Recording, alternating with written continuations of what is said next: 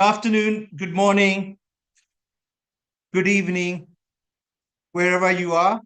I am Zani, activist from Myanmar, exiled in UK, first exiled in USA. We are gathered today not as scholars or former or like current politicians or dissidents.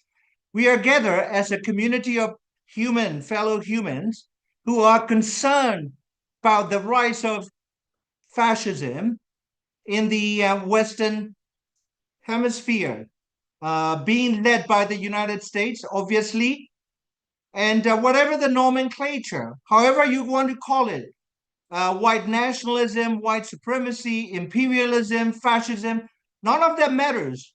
What matters is that the policies that are being pursued by the most powerful, the richest, and the most militarized country in the world, namely the United States of America, are going to have devastating and dark consequences. Already at home in the United States, Donald Trump administration and his policies are having devastating impact on millions of American people. Uh, so we have today an extraordinary group of people from 4 different continents and about 12 different countries. We represent different cultures, faith groups, or like the non faith-based communities, as well as different ages, different educational background, political background. We don't agree on everything, but we agree on one thing, that we care. We care about what happens to fellow human communities, be they Rohingyas in Myanmar or ethnic nationalities of Myanmar, or in Sudan, where people are undergoing a genocide that is less receiving less attention, or the people in Palestine, Gaza, and West Bank. I want to acknowledge the fact that we are today standing on the giants of the past. If you see women speaking on policy issues, because 100 years ago, women fought for the right to be heard, the right to control their bodies and their lives, the right to take leadership positions. So, one individual I wish to recognize in particular is in these events that usually we hear from Professor Noam Chomsky. And Chomsky is no longer able to present himself publicly because of his health.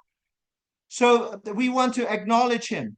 One of the few last chats I have had before he was paralyzed and lost his speech, he wrote me a note, a short note saying that, if you look at our species, we're not really a pretty species, meaning that we are mean, cruel, engaged in mass atrocities. But I say today, the group of humans that gather today, we are a beautiful bunch. We are beautiful because we care. We cannot pursue politics and policies without anchoring our policies in what people will call empathy, or what both those of us from different religious backgrounds would call compassion. That is what every single culture teaches its members. We have to care. We have to be compassionate. Finally, we are gathered not as a group of anti-American activists and scholars and politicians.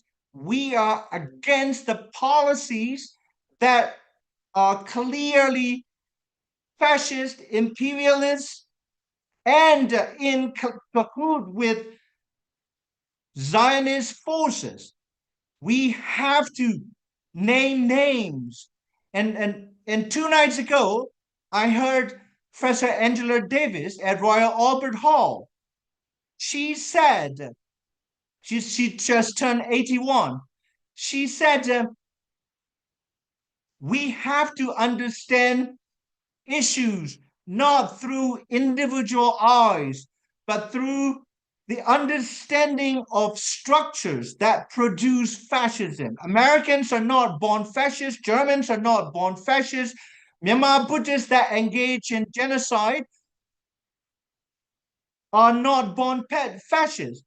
Policies that deprive them of material necessities have created conditions wherein demagogues and politicians come in and feed their home public racism, misogyny, white supremacy, religious supremacy, bigotry. So therefore, I think we need to address the issues that are structural and institutional. Without further ado, I would like to hand the floor to my Malaysian brother, Ishamuddin Rais. He will introduce himself.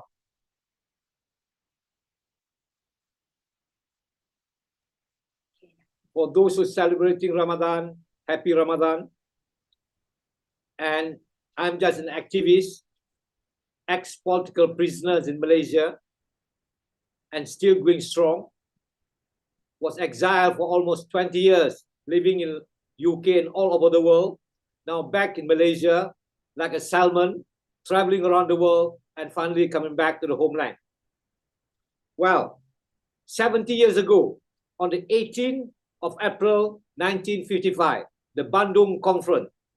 70 years ago, all the third world leaders, the Nehrus, the Gamal, the Sukarnos, they came together in Bandung, 29 countries, 304 delegates, discussing the world problem.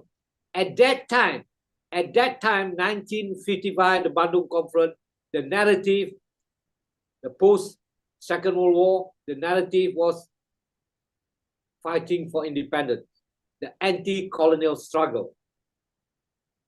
That was also the stage of very early Cold War. Now, 70 years later, 2025, we are now in a new situation. I'm not sure what I can call, some people call it the post-capitalism, but what is really the truth is that Donald Trump, the king, the Emperor Trump is now in the White House. Well, this is the man, honestly, a very honest, a very sincere, a very brutal, a very vulgar human person is now running the world. And this is their reality. At the same time, the new narrative is that the billionaire tax, the Elon Musk of the world, the Jeff Bezos, the Zuckerberg is running the show. The globalist is taking over the world. Now, in Italy, Meloni, in Germany, in France, Le Pen, everywhere, so also in United Kingdom, so also everywhere now, the right and extreme right is coming to the fore. This is the new narrative. And with the arrival of Trump a few months back, we can see the world is changing. The world is changing. Plus, with the emergence of new technology, as we are saying ourselves now, we are able to communicate among ourselves. It's never before that I'm facing all the friends from all over the world. How many was it? 19 countries? We are talking to one another, discussing. So I'm just saying that I'm from Malaysia, from myself and my personal thinking now. We need a new narrative. We need a new narrative. In bahasa Malaysia, kita perlukan satu penceritaan baru. We need the new narrative. Those narrative, the anti-colonial, the independence struggle is over. The development struggle is over. We need now a new narrative to face the new reality of the globalists that is taking over the world. So what we are needing now is there should be in emergence. I'm not sure what is it. I'm not saying that we need a third international, the Comintran or what, but we need at least a shared opinion, a common opinion globally, some kind of understanding, so that in the long term, in the short term, we can all work together.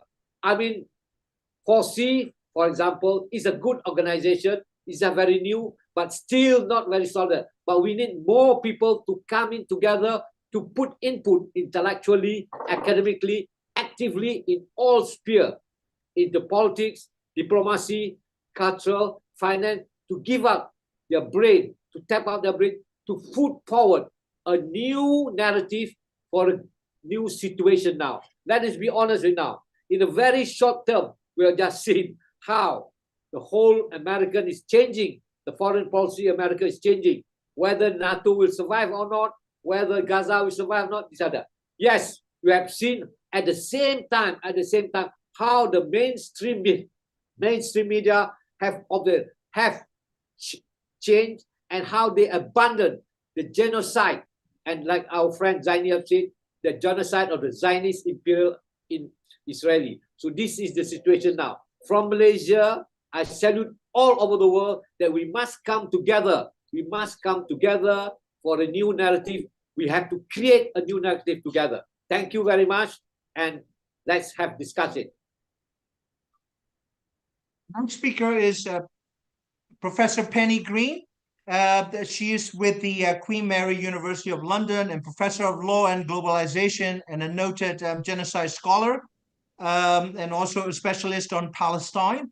She is speaking from Tasmania. It's about 11 minutes past midnight. Penny? Thank you. Thanks so much, Zani, and to everybody here. And it's an honor to be on a panel with such eminent friends and colleagues.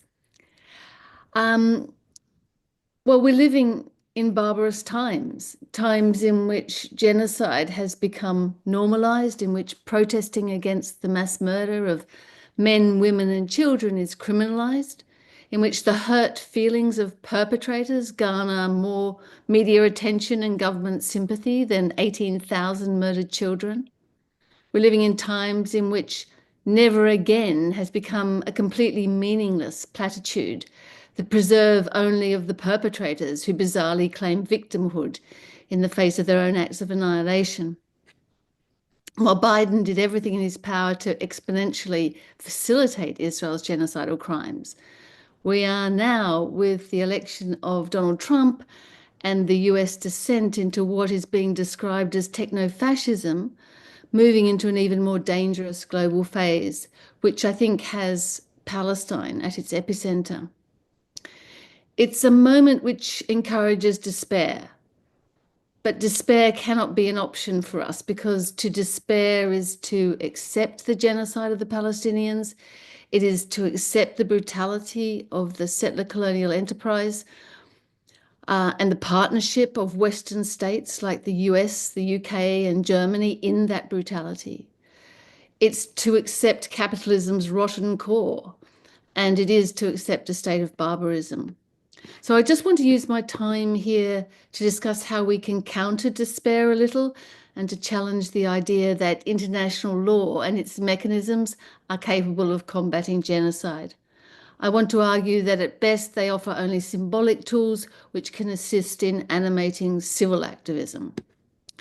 When the ICC finally issued arrest warrants for two of the world's greatest mass murderers, Benjamin Netanyahu and Yoav Gallant, last year, some, particularly in the West and especially lawyers, called it a stunning decision, largely because it defied Israeli and US threats, defied the harassment of the Israeli lobby, and because it had been issued in defiance of jurisdictional and legal challenges.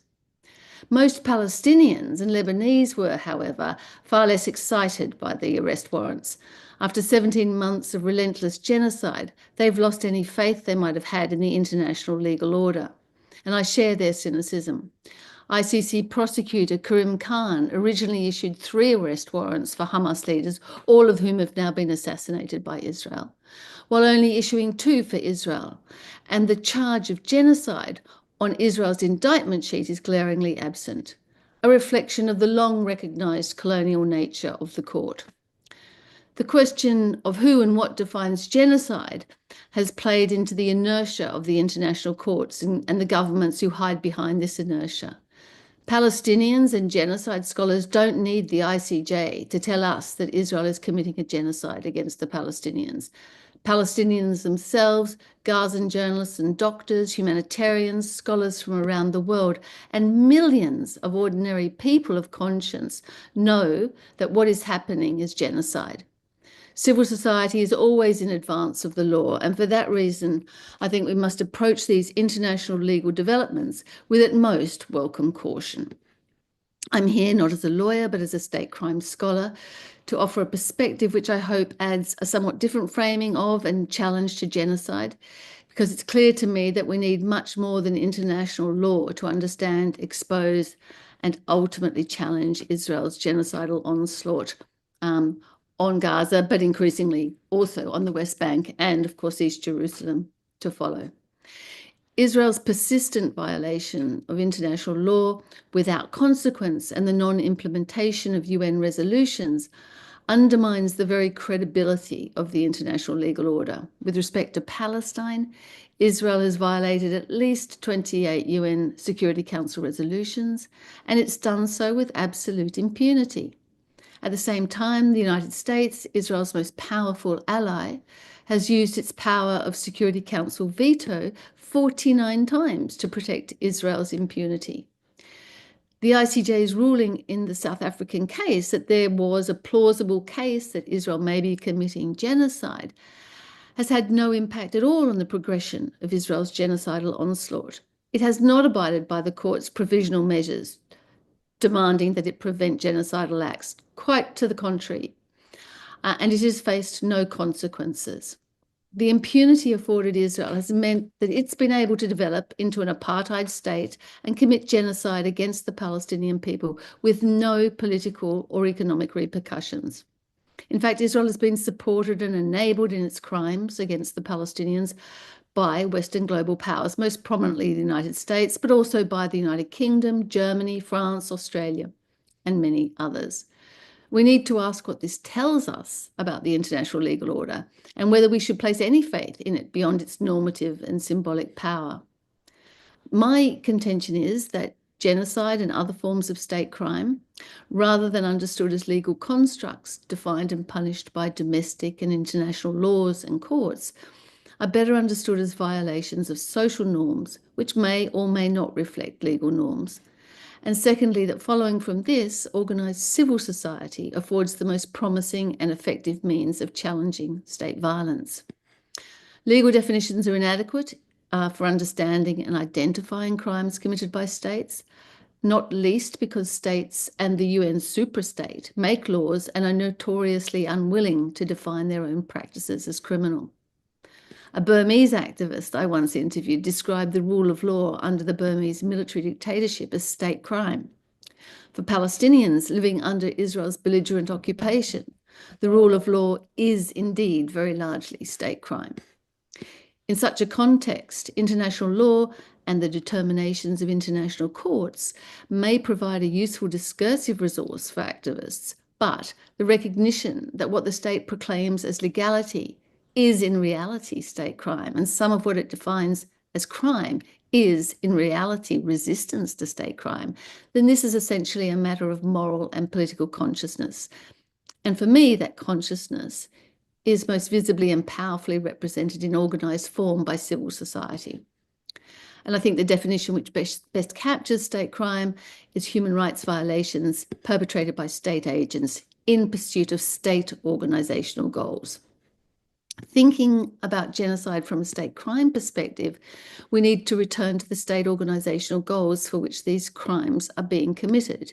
In the case of Israel, the central goal is the establishment of a Zionist ethno-supremacist state in the territory that was once historic Palestine. This goal requires, as in the case of all other settler colonial states, the elimination of the indigenous population. Genocide from within this framing must be understood as a process, not an event, a process which begins with dehumanization and ends with erasure.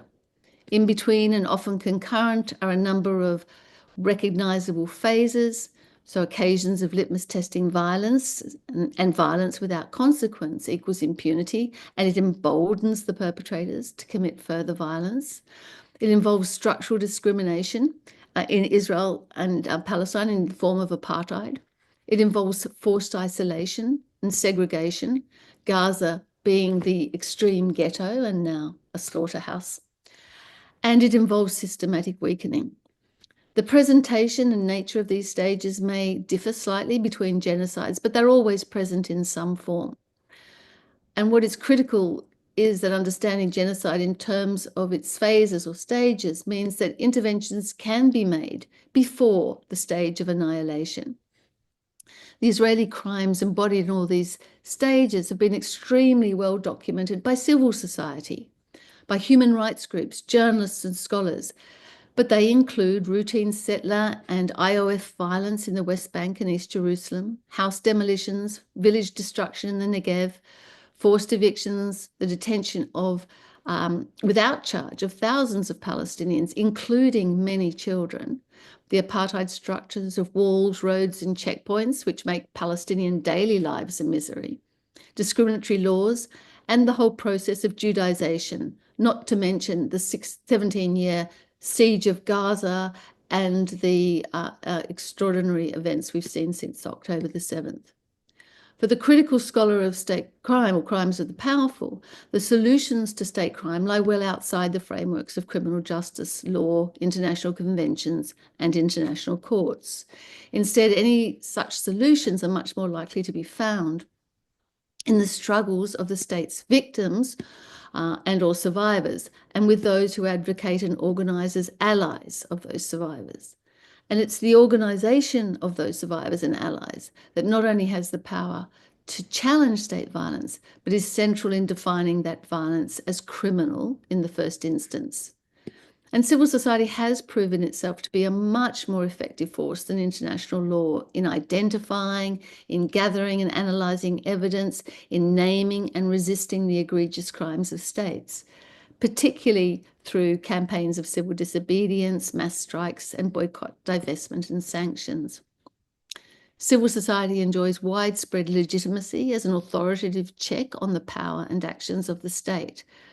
Because it operates from the ground up, it has far greater agility and capacity to recognise the processes involved in earlier stages of state crime. Civil society has been at the heart and centre of all evidence gathering in relation to Israel's crimes, and this work by civil society, led by Palestinian civil society, has led efforts to successfully name Israel's crimes as settler colonialism, as apartheid, and as genocide.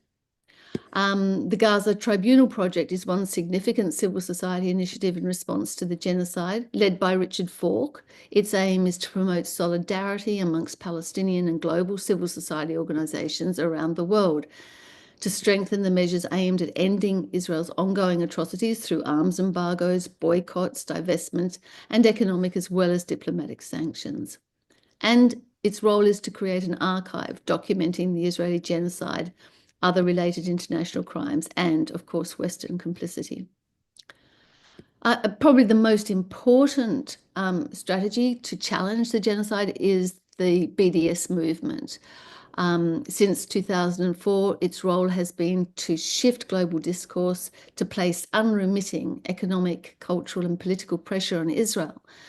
And in this, we must take our lead from the Palestinians, and rather than reify, use the ICJ ruling and the ICC arrest warrants to invigorate this movement, to invigorate this kind of civil society challenge. And we must therefore increase our targeting of those companies that invest in illegal settlements, those companies that drive and invest in Israeli armaments and its tech surveillance industry.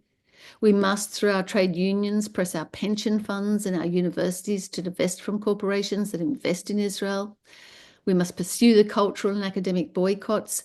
Universities in Israel are not the bastions of democratic equality and inclusion that Israel increasingly unsuccessfully attempts to portray. Rather, they are very specific sites of domination and the reproduction of occupation and apartheid, providing the technologies and ideologies that sustain the segregation wall, the watchtowers, the prisons, the policing, the surveillance of Palestinians, the checkpoints, Israel's whole Hasbara propaganda machine, the military hardware produced, and Zionism itself. We must demand weapons sanctions. We must support the wonderful work of organizations like the Hind Rajab Foundation, which pursues Israeli war criminals and takes offensive legal action against them when they travel abroad. We've got to make them feel incredibly uncomfortable to take holidays. We should be ensuring that Israeli institutions and those foreign institutions which enable the Israeli occupation and genocide are isolated and sanctioned for their crimes. For us in the UK, it means mobilising against the UK-Israel arms trade. It means boycotting Barclays Bank for its financing corporations arming Israel's genocidal assault on Gaza. It means challenging Keir Starmer over the 320 weapons licenses the UK issues each year. It means exposing and ending all academic and cultural links with Israel. And boycotts matter. If the ICJ determination and the ICC arrest warrants do nothing more than provide increased impetus and invigoration for BDS, then that will likely be their greatest potential impact. The ferocity with which Israel has responded to BDS demonstrates just how significant a form of resistance it can be. In 2011, Israel enacted the law for the prevention of damage to the state of Israel through boycott. For a time, they had a government department devoted to combating BDS. BDS activists are barred from entering Israel. The BDS blacklist includes 20 international organizations, including Jewish Voice for Peace. Israel is structurally vulnerable because of its absolute dependence on European and US trade, chiefly weapons, tech surveillance, and tourism. And the mood for boycotting, divesting from, and sanctioning Israel has never been more persuasive or urgent. And as Jamal Juma, one of the founders of the BDS movement, has written, the greatest achievement of BDS is restoring hope to the Palestinian people, making them realize that they are not alone in their struggle. And if we want to end Israel's genocide and our descent into barbarism, we don't have the option of despair. Thank you. Thank you, Penny. On the Israel's international contributions to other genocides, I can say as a Burmese, my own birth country's military has been trained by Israel. Israel companies have supplied weapons to the Myanmar military that in turn use the weapons against our own ethnic brothers from different the highlands and dry zones. And also Israel test its weapons in Gaza and West Bank, and I've seen with my own eyes the explosion of those weapons in Gaza across from the high, wall. And so the next speaker I have the honor to introduce is the former Prime Minister and Professor Ahmed Davutoglu. He's been a tireless champion of Palestinian rights and as well as supporter of Rohingyas' right to return to Myanmar. The brother Davutoglu. Yes, thank you very much, Brother Zani, and thanks for all of the efforts you have been showing for Palestine, for Rohingya, and for all humanitarian issues all around the world. I am very happy to see many familiar faces here to discuss our common issue. First we have to understand which challenges we are facing. Gaza issue is not just a crisis between Palestinians and Israel, or between Arabs and Israel, or between Muslims and Israel. It is a real conflict and separation between Israel and humanity. Now, what about Trump, and which type of challenges are we facing today? When Trump came to power in 2017, January, I wrote an article. Later, it became a book. The title was Systemic Earthquake and the Struggle for World Order, Inclusive Democracy versus Exclusive Populism and Totalitarianism. And the main argument was that the presidency of Trump is not just a change of one person and replacing another one. It is a paradigmatic shift. When we look at the mindset of Trump, it is not something personal of just one individual person. There is a mindset behind it. And therefore, in that book published by Cambridge University Press, I warned the policymakers and opinion makers, intellectuals, about the new crisis coming, tsunami is coming on international institutions and values of humanity. Unfortunately, now we are facing this systemic earthquake in international relations. We lost the references. We are losing every day the reference points of humanity. With the mindset that we can talk a lot on these, I fully agree with my brother Rais, we need a new narrative. Trump administration and his performance in last almost 2 months now in White House shows us we are facing a terrible paradigmatic shift. First, what is the order? Order means first values based on and structures. Two basic values of international order today are being vaporized by Trump's approaches. The first is maybe the main achievement of all human history was Declaration of Universal Rights, or Universal Declaration of Human Rights, 1948. Assuming that all human beings are equal, regardless of their ethnic, religious, geographical, continental differences. This Universal Declaration of Human Rights was created because of the pains of Second World War. Now, Trump says, America first. Even beyond that, he says, Israel first. For him, people in Gaza, they are not human beings like what Israelis claim that they are wild animals, a created being between animals and human beings. So when you say first America, it is not just patriotism. Everybody can say first Turkey, first Malaysia, okay.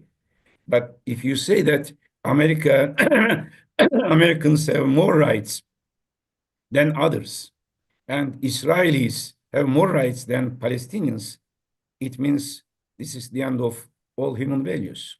Second important value is pacta sunt servanda. When he said that we will take over Gaza, he said, in fact, I do not recognize any international norm, any agreement, any convention, any memorandum of understanding, UN Security Resolution. There is nothing. I am President of the United States. I can do whatever I want, and I will take over Gaza. He doesn't know history of Gaza. He doesn't have any affinity with Palestinian people. He even doesn't know most probably the history of Judaism. But he claims that he can easily. And his special envoy to Middle East is a real estate expert, not a former diplomat, not a politician, not an intellectual, not an academician, a real estate expert. So for him, all of the world, the globe is like a real estate, and he's the patron of this real estate being. So we are facing a big, very big challenge here. It means might is right. So we lost references, and also the basic structures of international order are collapsing. UN, we were not happy with UN. You know, it didn't function well throughout the history of UN. It has an oligarchic structure of P5. We have been criticizing these. But now even this oligarchic structure of P5 for Trump is a barrier for him to run to govern, to establish his own hegemony in the globe. So he doesn't recognize any UN will. His withdrawal from UN, Council of Human Rights, his withdrawal from World Trade Organization, World Health Organization, UNESCO. So he doesn't recognize anything which was established by the efforts of all important leaders of the past. So which type of Pax Americana does he in his mind? Pax Americana in 20th century was based on basically three structures: a UN system controlled by US, security alliances like NATO and others, and third, dollarization and free trade. Now he is changing this Pax Americana of 20th century to a 21st century Pax Americana, a totalitarian order, technologically driven techno-fascism, as Penny Green mentioned. This is what we are facing today. And this is a big challenge to all of us. And the new divide in world affairs is not between capitalism, socialism, north, south, east, west. No, between those who are believing in the basic values of humanity and democratic values of all system of governance, and those who do not recognize any value in international system and trying to create their own hegemonic structures. We have to change our narrative. We have to create new fronts and new approaches. After 9/11, I gave a conference at Princeton University. Immediately after 9/11, there was a rise of American nationalism. In the conference, I said, United States today doesn't need a new Caesar. They need a new Marcus Aurelius, a philosopher king, rather than just a hegemonic tyrant. Just before the American invasion of Afghanistan. Today, and I know many of the leaders, I have personal contacts. I am very sorry to say, but I have real concern. There is a serious decline of the intellectual and ethical quality of the global leaders. Leadership quality is very low. I don't think that Trump has any incentive or any background in world history and in basic information of world order. Many other leaders, they just have the stereotypes. They have their own interest, and the decline of these ethical and moral quality of leaders of the countries and of the global powers creates big problem. Now we are facing this in Gaza, in Ukraine, in many other places. We may face in other parts of the world next. We have to work together, shoulder to shoulder. Those who are believing in the equality of humanity, those who want to stop the genocidal actions of these dictatorial regimes, those who are defending Palestinian rights against Zionism, those defending democracy in Burma, in Turkey, in other countries. Now there is no front line. All the globe is the area of conflict between these two basic trends. And together with Brother Zarni and Penny Green and others, we formed the Global Conscious, group of Global Conscious, to act together against the genocide in Gaza. And this platform, thanks Zarni, I am sure will create new initiatives to raise our voices of global wisdom, global conscious all over the world. Thank you very much, Brother Zarni. Yeah, thank you so much. The next speaker I have the honor and privilege to introduce is Brother Saifuddin bin Abdullah, former Foreign Minister of Malaysia and a lifelong grassroots activist and MP still in the Putrajaya. Brother Saifuddin?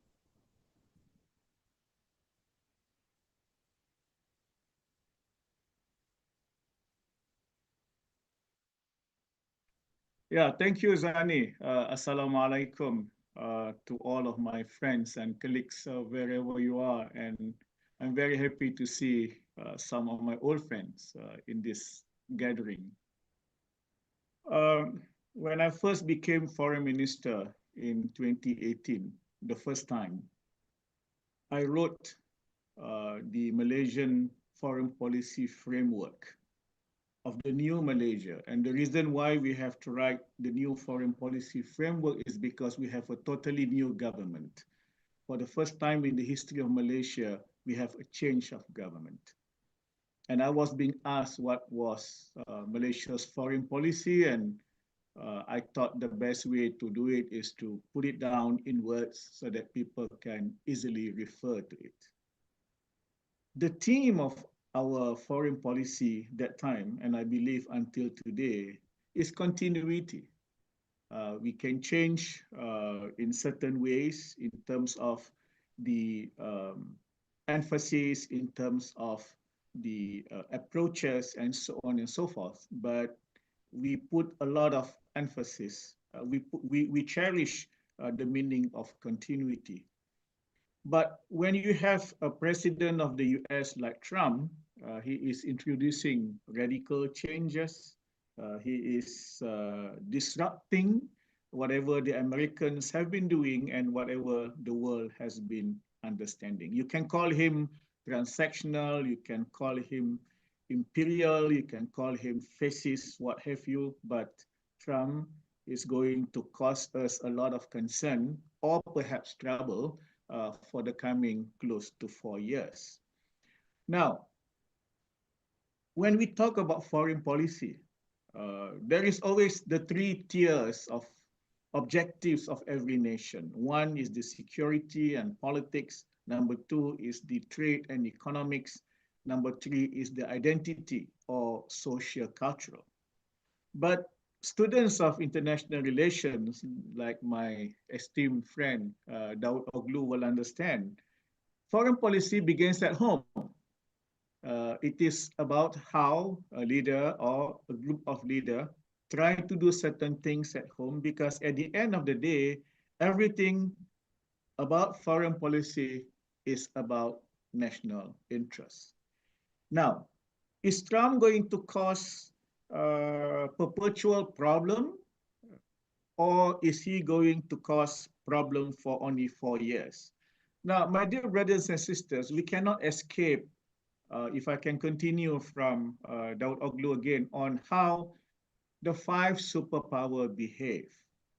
You have France, sometimes very quiet, and sometimes trying to show that they are quite liberal, or at least the foreign minister spoke like a statesman when in the case in the Security Council when they were debating Iraq war those days.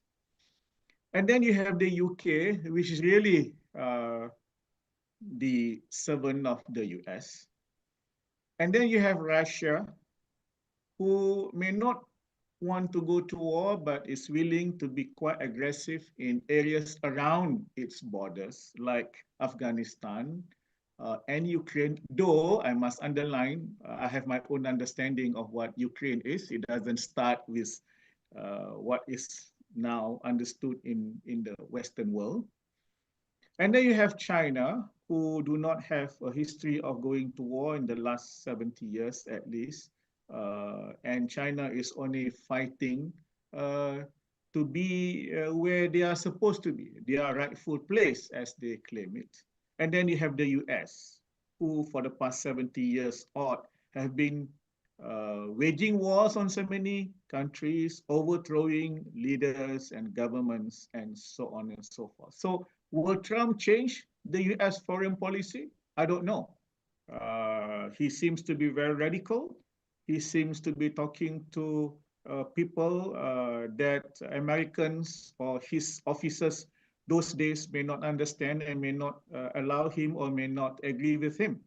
But I think he's been very practical. I'm not saying he's correct. I think he's been very practical. For instance, why talk to Zelensky when you know the real person who may able to decide is Putin? I'm not saying he is correct. I'm just saying he is thinking Zelensky is just a puppet. So why talk to a puppet like Zelensky, for example? Now, that is one side of the story. The world evolved around how the 5 superpowers behave.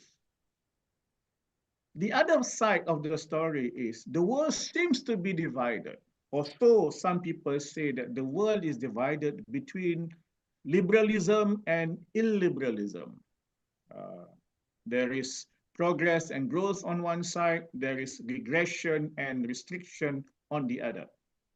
But sometimes you see the paradoxes happening within these two plot lines, where people who uphold liberalism also support very undemocratic or autocratic governments and regimes. And there are issues of people who are being elected through democratic means, later on, once in power, uses democratic ways to actually kill democracy. Well, in actual fact, trying to kill his or her opponent or rivals, but in the long run is actually killing democracy. Hence, we have this term called democratic backsliding or constitutional, what you call stonewall and things like that. Now, what is the way forward? I think there are two P's here. The first P is really principles. We have to keep on to be committed, to be steadfast on some principles that we must hold on to very dearly and get people to embrace it and keep on upholding it. Briefly, I would say there are two things here. One is what is understood as peaceful coexistence. You cannot have world peace if you don't understand peaceful coexistence. The Arabic term is ta'ayush fi silmi, peaceful coexistence. You must be able to coexist with the other, with your neighboring countries.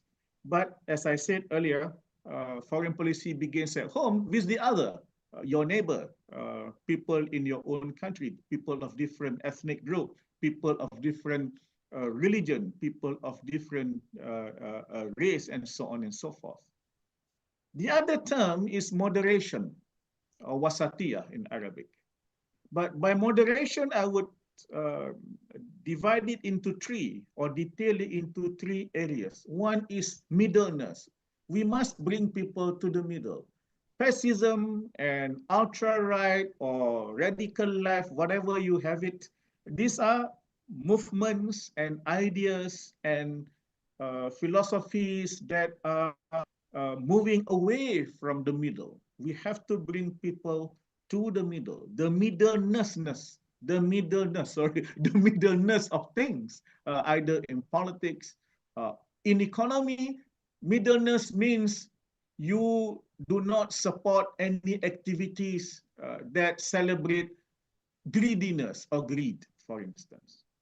The second one will be balance. It has to be balanced. Muslims will understand the meaning of the balance between the world, this world and the hereafter, for instance. The balance between what is being prescribed by God and what is ascribed by the human being. And the third one, which is equally important, is sustainability. So we have to work on the principles of peaceful coexistence and the value of moderation, so that we can nurture or we can influence people to have honesty. Mr. Ahmad Dawood talked about intellectual. The problem is, my brother, it is not even about intellectuality. Many of our leaders are not even policy-oriented. I have this problem in my own country, and I know this problem in my own region. Many people who become leaders in governments or in the opposition, they don't even care or want or are willing to spend time looking at real policies that are supposed to be beneficial to their people. So intellectuality is another thing. But the other problem with intellectuality is that I'm reminded of Stephen Hawking's quotation that the greatest enemy of knowledge is not really ignorance, but the illusion of knowledge. People who think that they have all the facts, and then they think, therefore, they have knowledge, but they don't. Now, the second P is the process. I come from a CSO background. I was a youth leader and so on before I joined politics. But I think we have to work with the others too. I'm a big fan of drawing the three circles that look like the Olympic circles. The first circle is the first sector, which represents politics and government. The second circle is the business, and the third circle is the CSO, and the three circle merge in the middle. We have to work together as co-leaders or co-decision makers, including the young women and young men. So the CSOs must also look out for like-minded people from the other two circles. We need the support of the leaders who are in politics and in government. We also need the support of the people in trade and in business. So CSOs plus like-minded leaders who are policy-oriented, who hopefully are also intellectual in their own ways. And this, of course, includes academics, analysts, and so on and so forth. So we can always, complain about Trump, but he will do what he wants to do. We must try to stop in whichever way that we can. Hopefully that he will, whatever policies that he is going to do will not last more than the term of his presidency. But then America or the US will go back to its own behavior, which they have been using and practicing since the end of the Second World War. There's no end to it. So we really have to come up, either you call it a new narrative or new principle or whatever, but if I may to reiterate the two P's, principles and values like peaceful coexistence and moderation, and the process involving the three stakeholders or the three major sectors led by the CSOs together with like-minded leaders from the other two sectors, i.e. from politics and government and from trade and business. Thank you, Zani, and congratulations for holding this very important discussion. Thank you very much. The next speaker is a dear friend and the fellow activist and scholar, Professor Michimi Muranushi from Hakushuen University, or formerly Imperial College. He is one of the very rare scholars of mass atrocities in Japan, and also he is very critical of his own country's government and society. We traveled together to Palestine, Rohingya camps in Bangladesh. Michimi Sensei.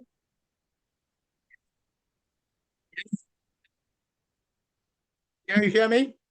Yes. Okay, thank you very much. The title of my speech is Trump as a byproduct of US-China relations and his potentially supportive role for genocide. One of the difficult jobs for the US is to help a new friend to grow slowly. Japan was starving in 1945, but emerged as a strong competitor in manufacturing industries in the 1970s. Israel, which pretended to be a fragile blossom surrounded by the hostile Muslim world in 1948, outstood its belligerence in 1967. Communist China's economy was small, and after Deng Xiaoping's visit to the US in 1979, the US did not know when to slow down its trade and investment until the new ally became a global competitor or global partner of co-domination. China became closer to the US during the final stage of the US war in Vietnam, and the time came when the US needed China as a counterweight of the USSR. Nobody asked Kissinger nor Nixon how long the new China-US alliance should last. China was alluring for the US business, and China was no threat to the US. Besides, the gross underestimation of the intelligence of China to continue double-digit annual growth for nearly 3 decades, a worldwide myth existed around that time that economic growth would democratize a nation like Taiwan and South Korea, which meant that strong and prosperous China was desirable to the world. China's rise was relatively peaceful. Wise, tamed, and trained enough, ordinary Chinese became ideal workers for overseas industries coming to China in search of better labor conditions and broader market. US major industries shifted their production to China in the 1980s, and thereafter, China's departure for the global center of manufacturing industries meant the rapid decline of the US working class. Global capitalism removed a large segment of American blue-collar workers, and the working class could not adapt themselves to the incoming IT revolution. They had to undertake lower wage jobs. The USA as a whole constantly expanded its economy, but the new service industries created less jobs, and Gini coefficient of the US shows widening gap between the working class and the leading engineers. The Gini coefficient of the US is 41.3 in 2022, which is much higher than that of Japan, China, Vietnam, Argentina, Peru, and slightly lower than that of Mexico and Chile. The American dream that has survived the Depression and World War II thus ended. The Democratic Party did not come to rescue the declining class. A part of the Chinese middle class can reach the American dream more easily than a large part of the lower middle class of the US. This creates the desperate and xenophobic Americans who are distrustful of democratic values. The fad of the end of history, which was told as if the US had been selecting the road to victory from its inception, sounded like a hollow propaganda. The USSR is gone, but China, a non-democratic nation, has become a leading major power, enticing its neighbors into the umbrella of economic activities. The US working class has not done anything wrong, but they unfortunately lost competitiveness in the waves of globalization. The US was a society with an aristocratic cleavage from before, but the prevailing unprecedented degree of inequality means that the US is now closer to the third world. The remaining major difference between the US and the third world is that while in many third world countries the right of voting is not so meaningful, it can still be meaningful in the US. The discontented can produce a new government. Criticism of Trump should be based on the commiseration for those poor Americans. The vast areas of the US are now lived by such people who jump at anything that isolates the US from the rest of the world, with the underlying wrong assumption that being American cannot be that bad if the US is not exposed to the outside. Expel illegal migrants and build walls. The angry Americans will be less interested in foreign misery or injustice. And anti-intellectual billionaire Trump fitted perfect as the driver of the bus of outrage. We have to say that there seems to be some merit in Trump's foreign policy. Trump prefers peace. Israel could continue the war on Gaza only so long as the US continues its military aid to Israel. But Trump did not find particularly U.S. merit in continuing the war, and Israel had to temporarily slow down its effort of genocide and ethnic cleansing in Gaza. Trump began to make Ukraine compromise with Russia. Trump's style is to use any shameless lies to move forward. It is not Ukraine, but the US that is mainly continuing the war in Ukraine, and now he blames that Ukraine is reluctant to compromise. It is good that Israel learned that Trump's America is willing to betray its previous partner and make hypocritical excuse. But probably Trump's America will not betray Israel because the US workers for whom Trump is conducting the US include a large number of evangelical Christians. The most obvious weakness of Trump's foreign policy comes from the fact that while the US looking inward, its adversaries are trying to expand. China's OBOR, One Belt, One Road policy means that China wants to expand its political sphere of influence in the name of co-prosperity. OBOR starts from inside Xinjiang, where the US was well aware since the middle 2010s that China started a totalitarian suppression of religious and ethnic minorities. China collected DNA and other information on the Uyghurs and other Muslim residents in the area to monitor their mood, speech, and thinking. Anyone can be arrested for the funny reasons of terrorism, religious extremism, and separatism.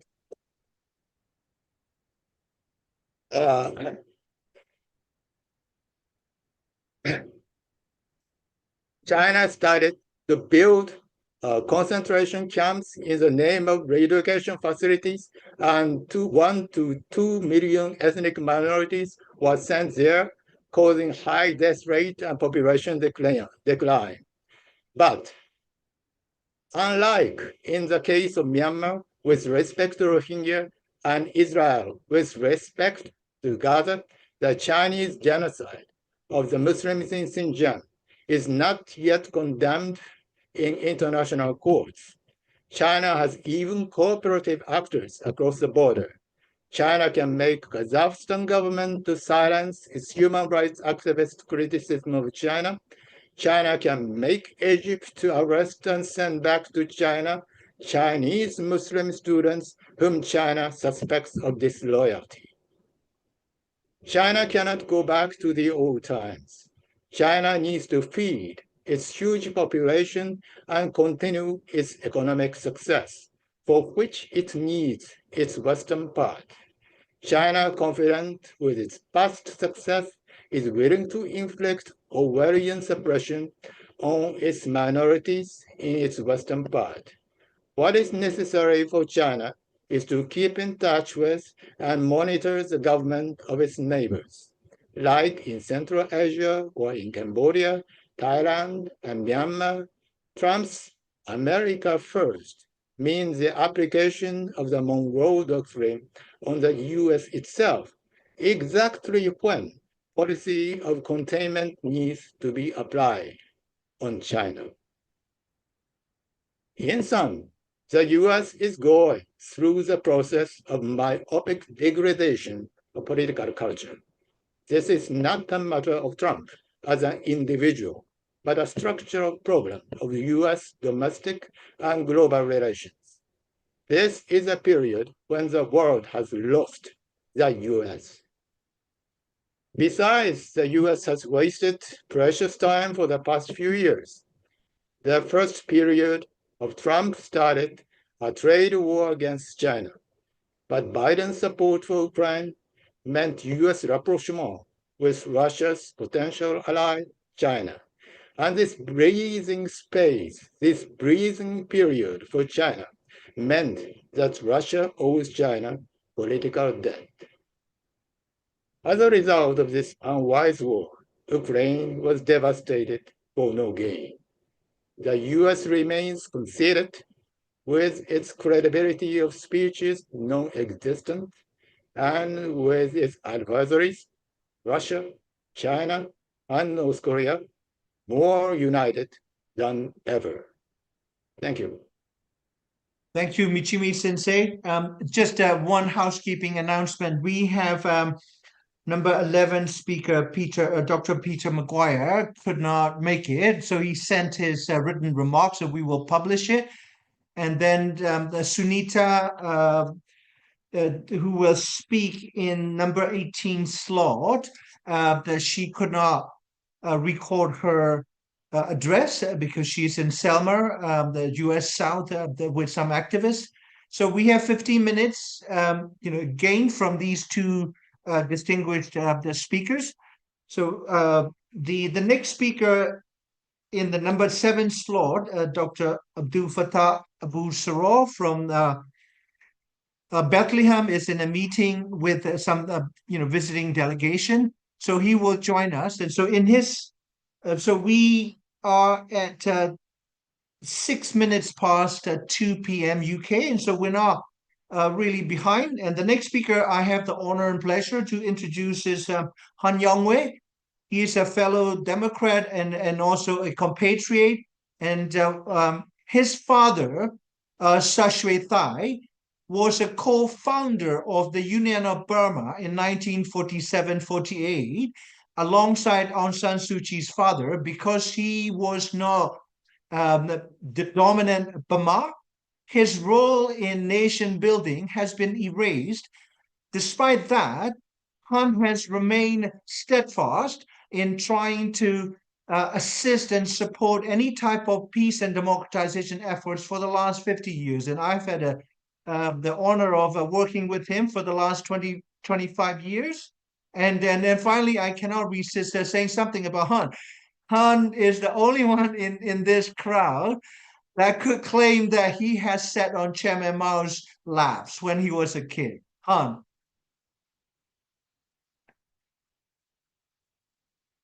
You are muted.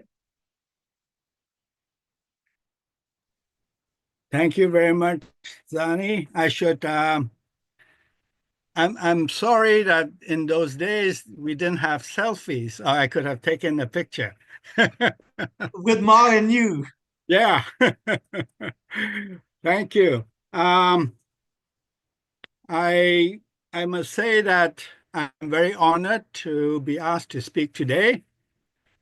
The distinguished speakers before me have really dealt with the problem of that we are facing, and I can only agree that we are entering a dark age. And referring to what was said earlier, I would say that Trump probably is the man of lawlessness mentioned in the Bible. But in any case, as was said earlier, this is not the time for despair. I myself have been in exile since I was 15, and I have been fighting dictators and fascism and prejudice all these years. And I'm sure that whatever Trump comes up with, it will not last. It will not prevail, because there will always be people who will not give up. And in that vein, I would like to also talk about a little bit about Canada, because I'm now living in Canada. And what Trump has done actually has had some good consequences, because his threat to take over Canada has forced the different provinces in Canada to really unite. Like Australia, many of the provinces have barriers to interprovincial trade. And now that is in the process of being dismantled. And after debating for 30 years about a Trans-Canada oil pipeline, the people are now moving towards that. in order to create a more united Canada and to really build up the nation. So maybe those are some of the silver lining of Trump. And going on to Myanmar, I just want to say that we are unfortunately at this point in time facing an existential crisis. And how that crisis is resolved will determine whether Myanmar will continue to exist as an independent nation or whether Myanmar will be carved up into different segments by the superpowers.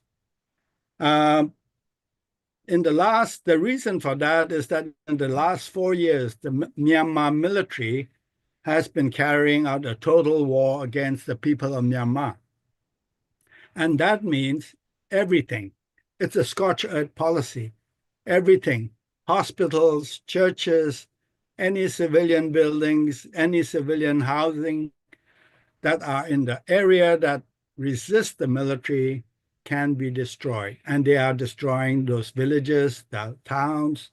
And many of the resistance forces are not, they can, but they are not seizing the cities because of that, because the military will destroy everything. So in Myanmar today, you have at least 10% of the population displaced. They are running from their own government. They're running from the military that is intent on suppressing dissent. They are doing this because the Myanmar military believes that the institution of the military is more important than the institution of the state. The military has to survive. And in order for the military to survive, they will do anything, including destroy the country. And to do that, they need help. So the senior general, General Min Aung Hlaing, last week visited Russia at the invitation of Putin. And in November last year, he also visited China.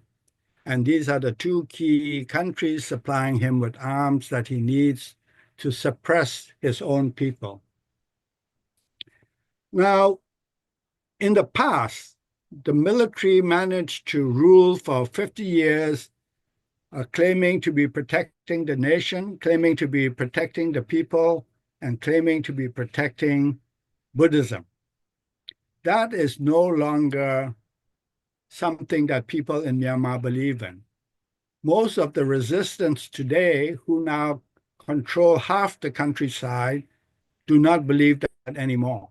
The military is having to resort to forced conscriptions to try to rebuild its army because it doesn't have a fighting force anymore right now.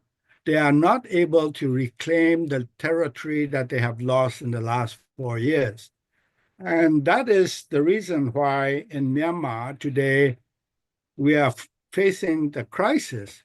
What comes after the military? Can the different groups that are fighting the military unite? Can we replace the military, or what will happen? The reason it is very hard to unite everybody is that in the past, we had about 20 ethnic armies who had a political agenda. They were fighting for their political rights and their human rights. And so it was easier to talk to them to try to come up with a peaceful political solution. We were able to do that in 2011 with the Thein Sein government when he introduced reforms. The different ethnic groups were able to join together and push the military to negotiate for a federal democracy. And after 50 years of denying that federalism can work in Myanmar, the military actually accepted the concept that federalism and democracy would be the twin goals of the new Burma. However, today we have, instead of the 20 armies or so, we literally have hundreds of People's Defense Forces. These forces were formed out of the frustration of the people because the military was bombing them, killing them savagely, crushing them. Every village, every town came up with the idea of forming their own People's Defense Forces to protect themselves against the military. So, with the military's holding on to power, the question is what will happen now? Now, the problem is that in the past, the people of Myanmar did not see the U.S. as a predator. They saw the U.S. as a benevolent nation that has helped Myanmar to develop, that has helped Myanmar intellectuals to get higher education, and most of them were very favorable towards the U.S. But now, with the cut in the U.S. aid, the destruction of the support to the pro-democracy movement, many people are now beginning to reevaluate what they should be doing. They realize now they can no longer rely on the support of the United States, given Trump's policies. And maybe, again, in my point of view, maybe it is a reality check for the leaders of the democracy movement. Instead of relying on a foreign power, on a foreign system, maybe it is time we learn to work together. It's time to see how we can depend on each other instead of fight each other. And maybe we need to learn how we can coexist, as was mentioned by the ex-foreign minister of Malaysia. We need to go back maybe to the Bandung principles. What is peaceful coexistence? How can we do that with our neighbors and build up a strong neighborhood rather than continue to go it alone? And I will end with that hope, and wish you all the best. Thank you. Thank you, Gohan. The next, we've got Brother Abdul Fattah, but he will wait for two more speakers. I have penciled in for a slot later. The next speaker is from New Delhi, the Indian scholar of democratic government or governance across Asia, Niranjan Sahu, from Observer Research Foundation. Niranjan? Hi, Brother Jarni, Yeah. for inviting me, and I'm so lucky to listen such distinguished, very seasoned practitioner, policymakers, and some of those who have led their country. So it's a great opportunity to listen from them. Since I'm coming from New Delhi, and incidentally, I see a lot of commonality what is happening in Washington DC with what is happening in New Delhi. So I'll try to draw a few sort of common trends, of the what I would call the right wing rise of the right wing fascist within the democratic systems. And that's what actually poses the gravest threat, not only in terms of the democratic ethos, democratic institutions. It's also about the minorities, the people who are actually far more vulnerable, their rights, their protection, and those things are now occurring a very precarious kind of position, especially with Trump's victory. Because what happens in Washington D.C. And what happens in the so-called the democracy story in the West has a sort of chilling effect on many other, especially in the global South. because a lot of folks here actually look at, oh, if it's American democracy isn't going this way, and there are no respect for the norms, no respect for the values, no respect for the institutions, then why do you actually ask us about human rights? Why do you ask us to show that we respect rule of law, or even the minority protection? So in a sense, what is happening in the West, and the kind of dramatic erosion of institutions, values, and collapse of rule of law is having a huge effect here. And I see the kind of happiness among many of those right-wing advocates, and those who have been championing the majoritarianism and stuff like that. They're really happy because now there is no pressure on them to show that that human rights, those sort of principles, universal rights, need to be really respected and protected. So in a sense, this is a very, very I would say demoralizing kind of effect all over the global south, and so a country like India, where a lot of people used to draw, in fact, the instances that in the very first Trump administrations, although Trump won the elections, and he was playing the same kind of draconian thing that he's doing now.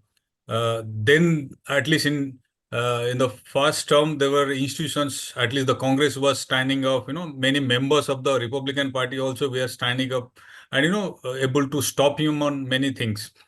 Today, that's a different story altogether. And the way you see the Republican supporter and the Republican Congress, Congress members are literally, uh, going with whatever the kind of drama is being enacted by the Doge and Elon Musk, is a classic example that entire thing about the control or the check and balance of that executive overreach is collapsing.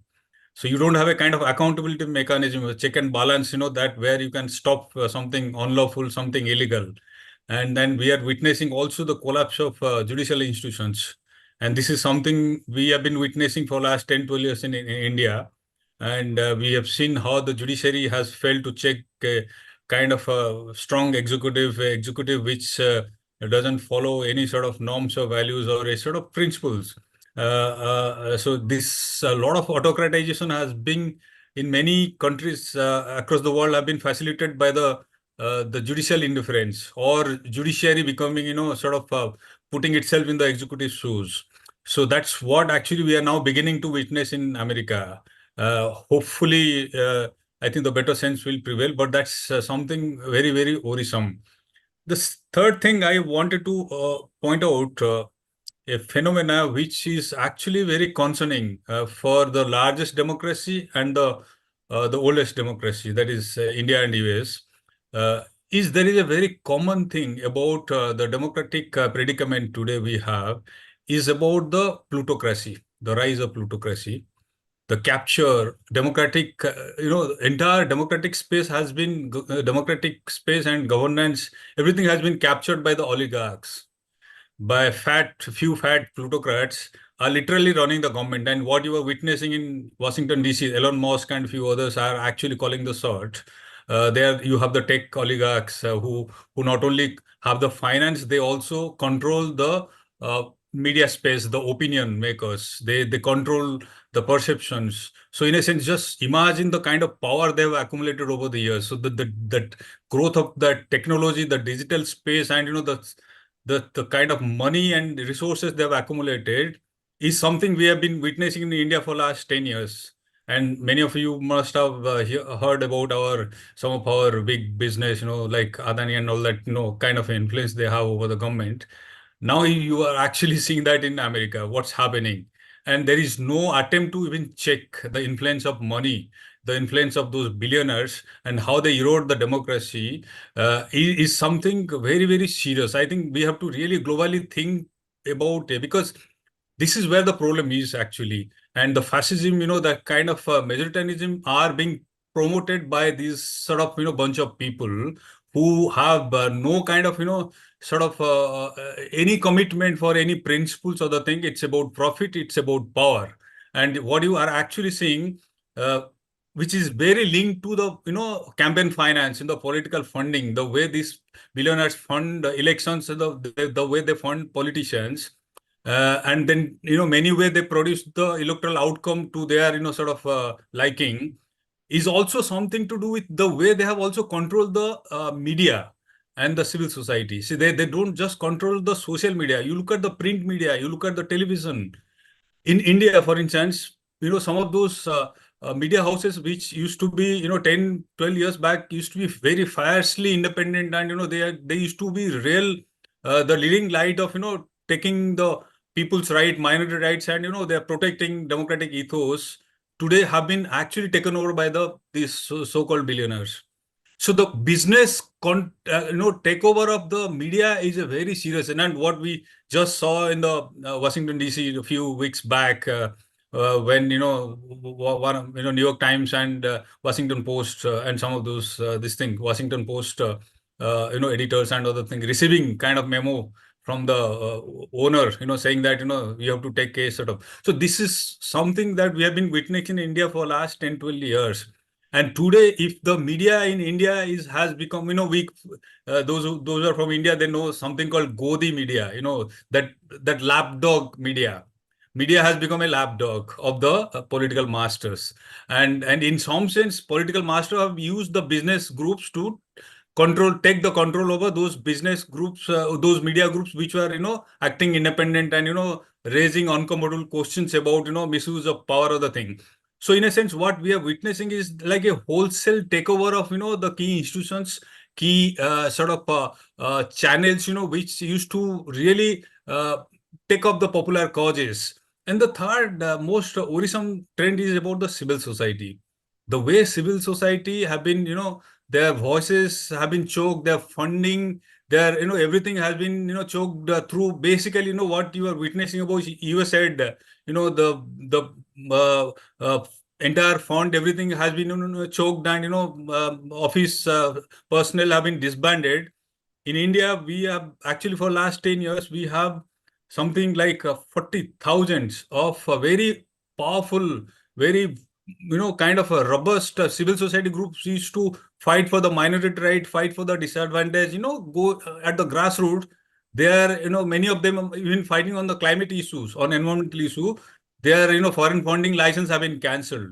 And a lot of their, those NGOs have completely shot. So in a sense, the kind of voices they used to bring and the way they used to bring those dissenting opinion and, critique of the government or the politicians is today gone.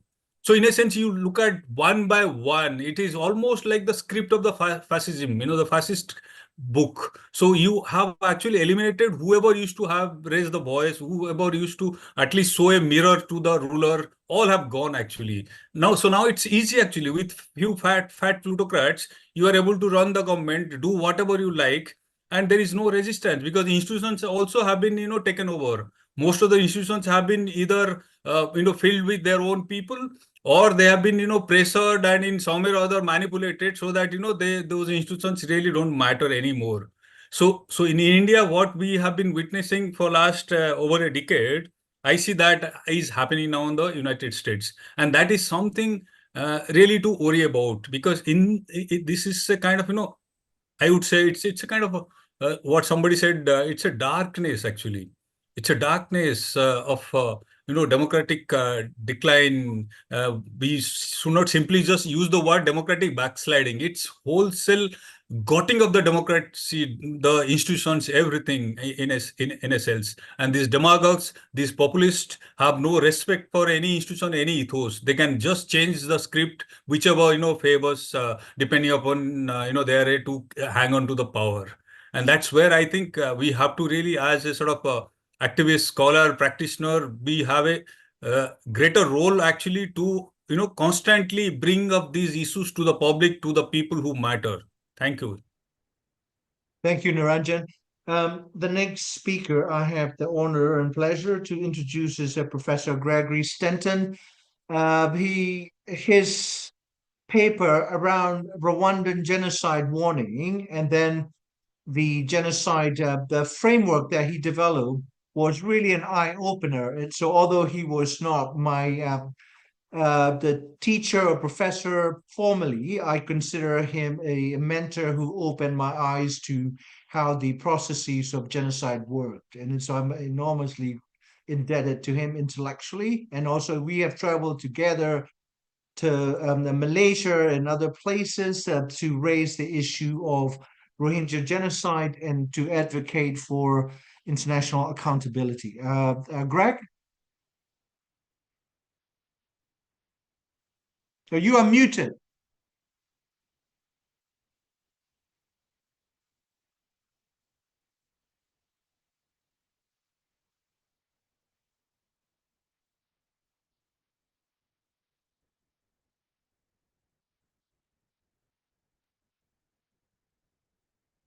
Please unmute yourself. I'm so sorry. Yeah. I'm really glad to be with you today, and it's a real honor. We are here really at the with the leadership of Zarni, who is, in my view, one of the most amazing activists in the world today. He's a man I will follow, and I really am very, very grateful for his leadership on a lot of issues. He's often the one who sees it before others see it. In fact, we had an exchange by email a few weeks ago in which sometimes he said, "Sometimes I feel lonely." And I said, "Well, I know that feeling." And I said, "Unfortunately, Zarni, you have been gifted to be a prophet. And as it says in Mark 6 in the Bible, a prophet is without honor in his own country." It is one of the unfortunate side effects of prophecy, and he is certainly a prophet. I want to talk to you today about Nazism, because some of you have said, well, you know, America is becoming Nazi or is like a Nazi situation. But I want to go further than that. My view is that Trump is a Nazi, and so is Musk. And so are other people who are really in leadership positions in America today. If you study the history of Nazism, they have all the attributes of Nazis. And in fact, a lot of people don't know how strong the Nazi movement was here in the United States just before the Second World War. There's a book by Rachel Maddow called Prologue that tells how Nazis were essentially taking over the Republican Party in the 1930s and trying to keep America out of the war. And it was directly funded by the Nazi Party in Germany. So this is not new. And by the way, having been a civil rights worker in Mississippi in 1966, my view is that, in fact, Nazis ran most of the southern states in the United States for many, many years. And in fact, they're still very strong there. And here is why I say they're Nazis. I don't just make a general, you know, kind of charge that isn't supported by the evidence and isn't supported by a very strict definition. I'm a graduate of the University of Chicago. And at Chicago, we had a football cheer that was define your terms. And I don't know if anybody ever listened to that one because we lost almost all of our games. But anyway, that was the cheer. I want to define the term Nazi. My view is that Nazism has 10 attributes. First, racism with white supremacy. Secondly, nationalist xenophobia. Third, big lie propaganda that denies or reverses truth. Fourth, loyalty and obedience to an authoritarian leader. Fifth, imperial conquest as national destiny. Sixth, militarism and glorification of guns and war. Seventh, religious fundamentalism with exclusionary bigotry.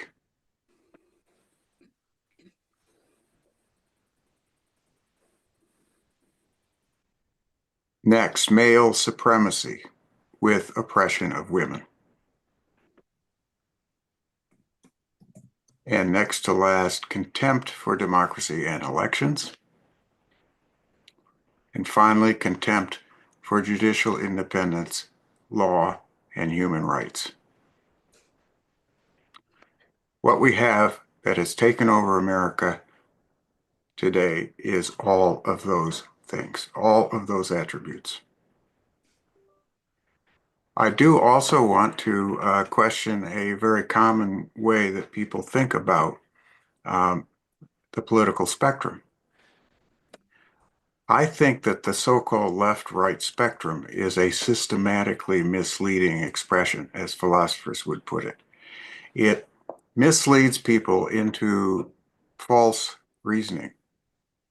That's why it's a dangerous view of the way the political system is divided up.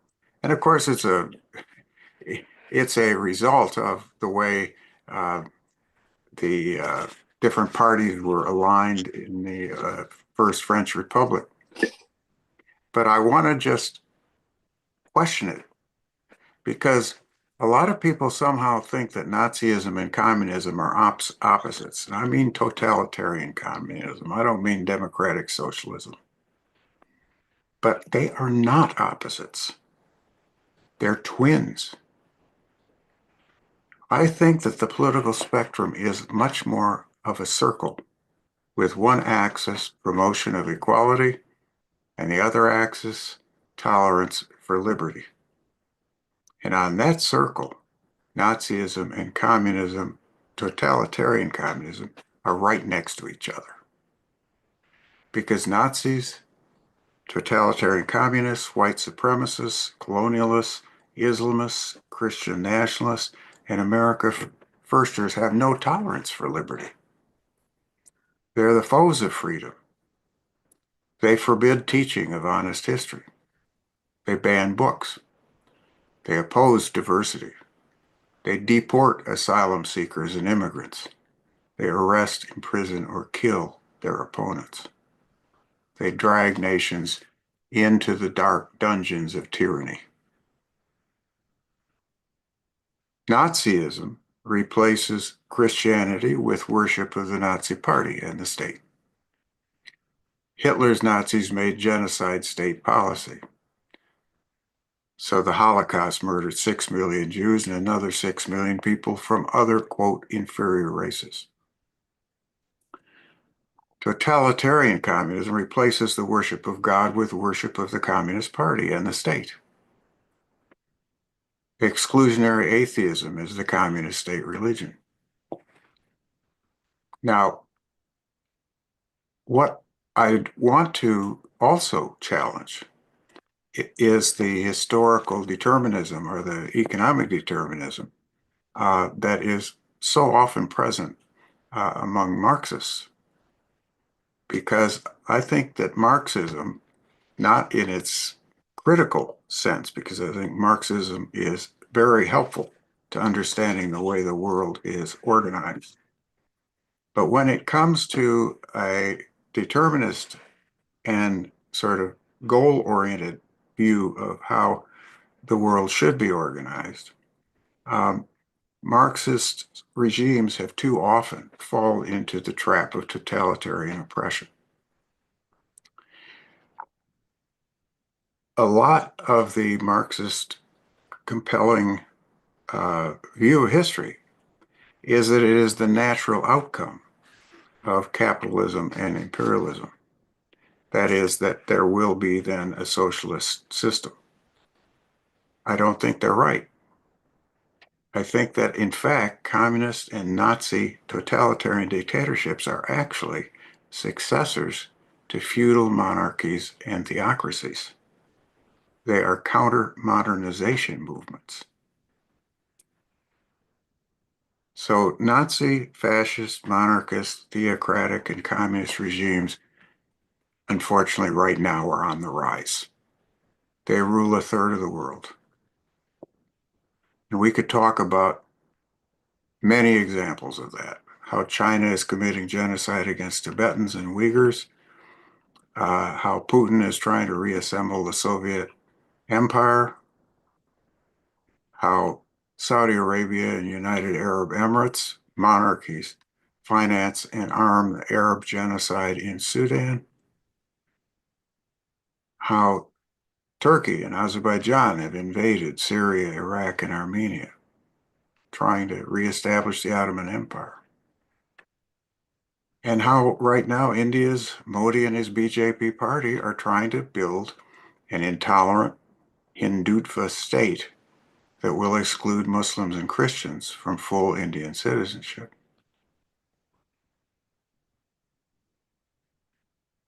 One thing you should never forget about why Trump won this last election.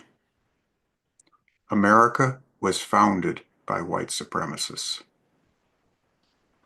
Many of the founding fathers owned slaves. And the ideology of manifest destiny that gave white Europeans the justification for genocide by white settlers against Native Americans is a white supremacist ideology. In fact, Southern states maintained that official ideology with segregation and laws against miscegenation right into the 1960s. I have lived in South Africa also when I was a Fulbright professor.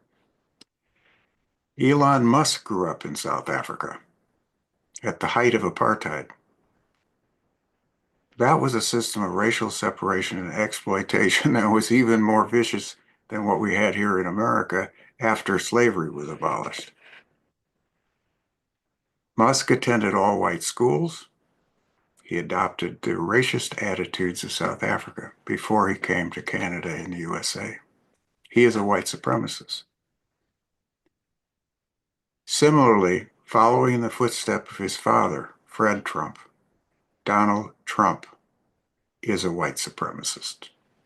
He refuses, when they own apartment buildings in New York City, they still do, they refuse to rent to black people in their apartment complexes. And in fact, they believe white supremacy in America must be maintained. So let's take a look at what Trump has done so far.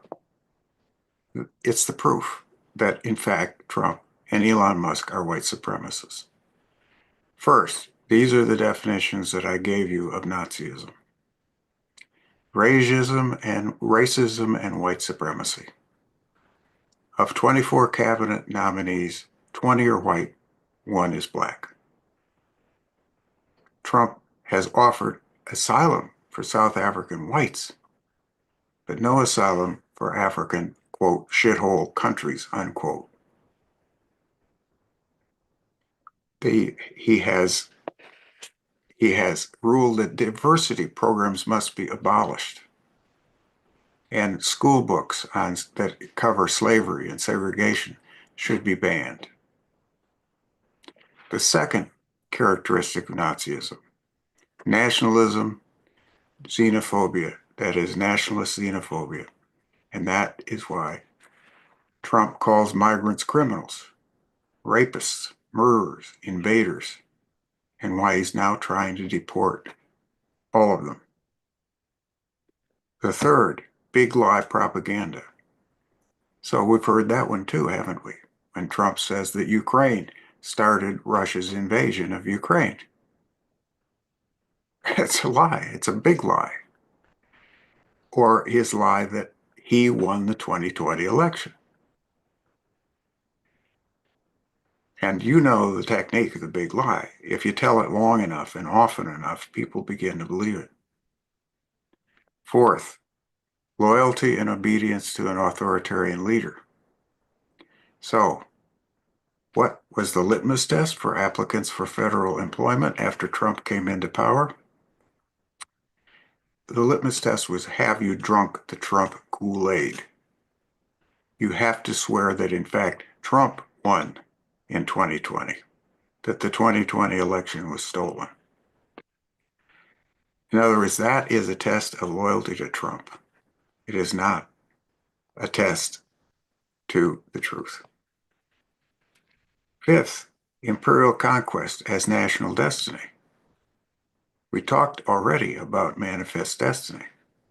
And we talked about, of course, the imperial conquest under President McKinley of Puerto Rico, of Hawaii, of Philippines, and so forth. So what does Trump do immediately when he comes in? Buy Greenland. Take over and rebuild Gaza after deporting its Palestinians. Take back the Panama Canal. Make Canada the 51st state. If this is not imperial arrogance, I don't know what it is. Sixth, militarism and glorification of guns and war. Opposition to any gun control. Pardon U.S. war criminals. Pardon all of the invaders of the Capitol. This is glorification of violence. And finally, and not family, finally, the next one, seventh, religious fundamentalism that impedes freedom. Ban abortions. No LGBTQ rights. No trans medical care. Support Christian nationalism with the doctrine that America is a divinely ordained Christian nation. Claim that, in fact, it was God who saved Trump from being assassinated in Butler, Pennsylvania. Exclude Muslims. Next, male supremacy and women's oppression. Here we have it.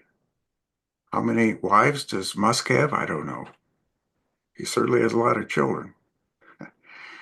For Trump, grab women's privates, practice serial adultery, appoint sexual predators to cabinet positions.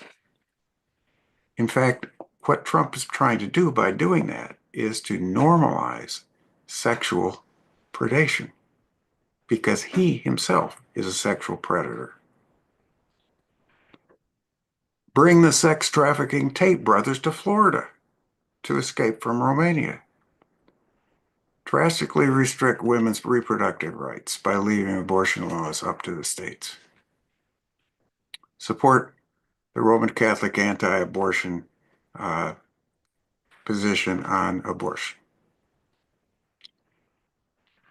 Next, contempt for democracy.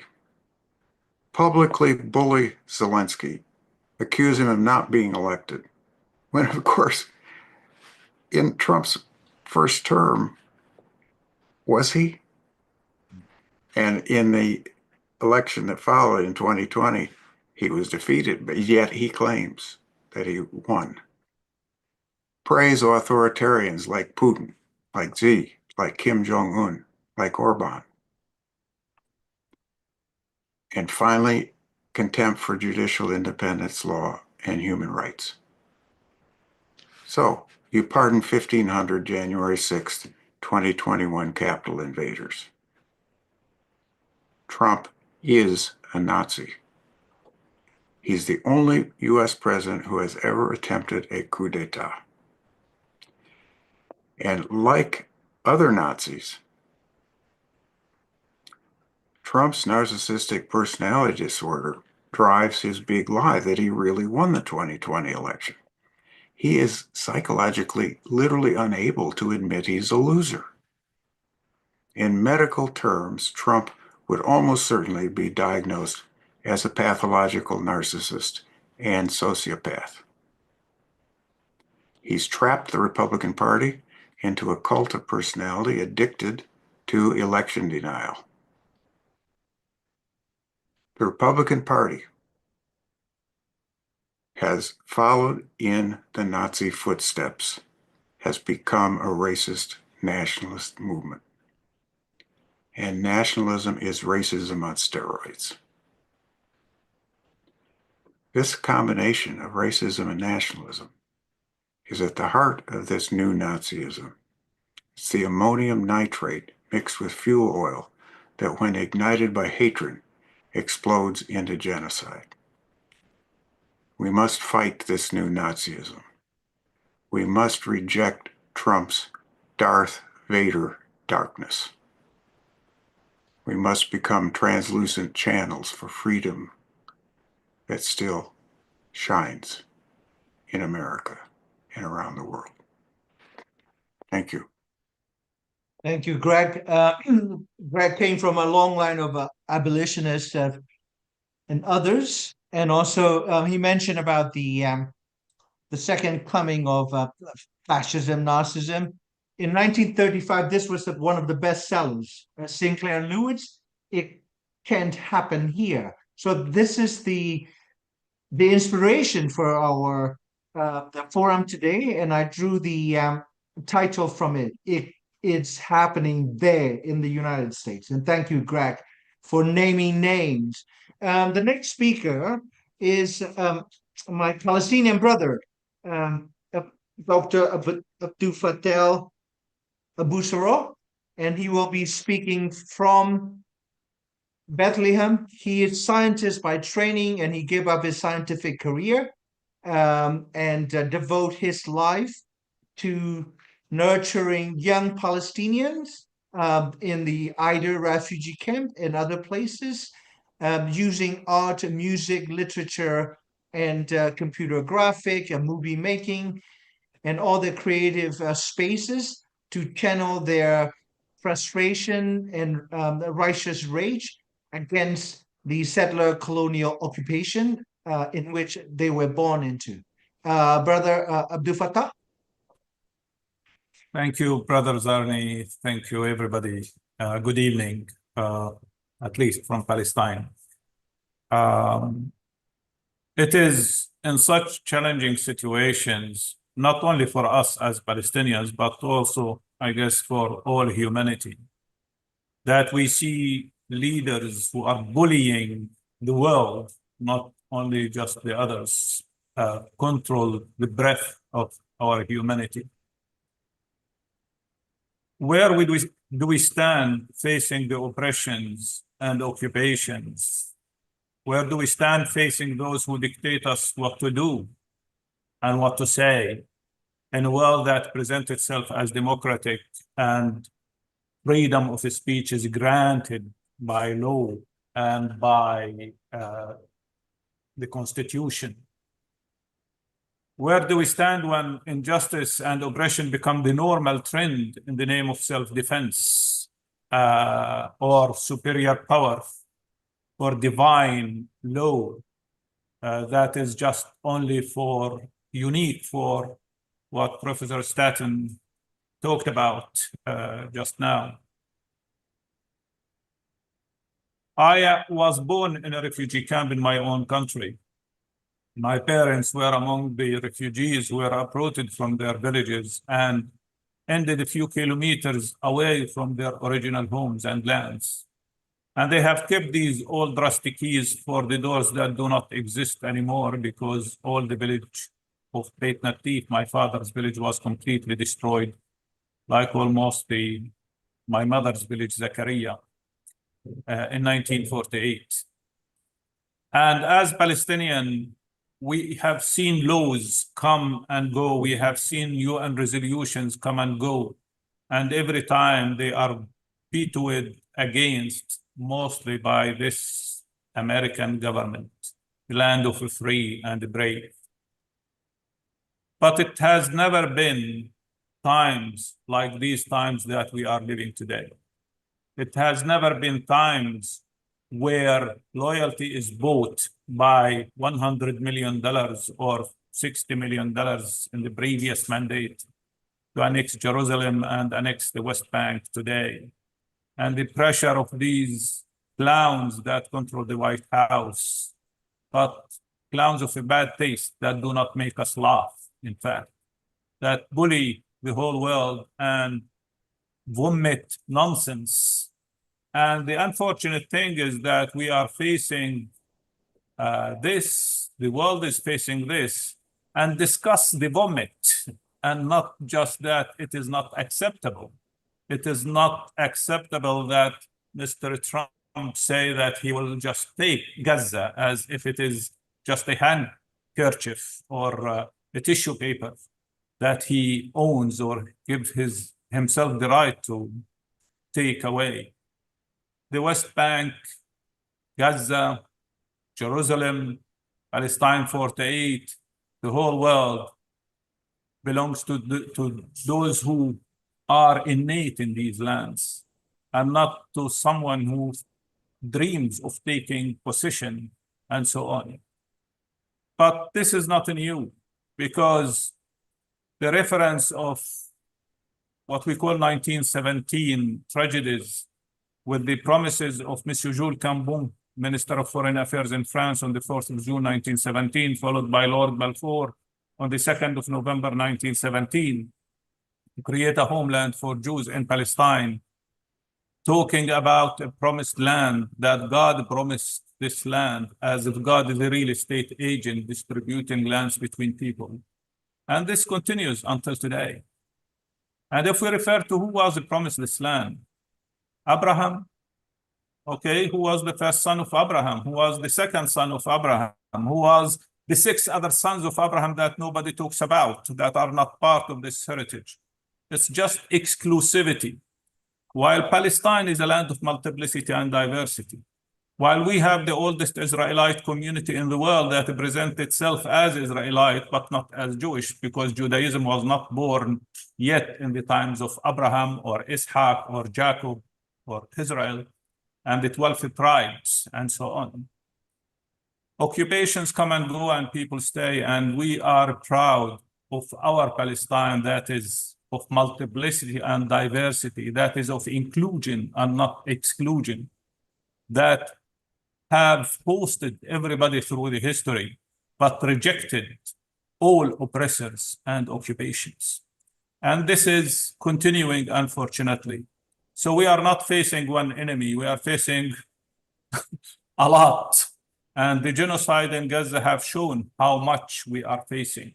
And what is happening in the West Bank today, since the 7th of October multiplied, but the genocide in small doses, but now it becomes big doses.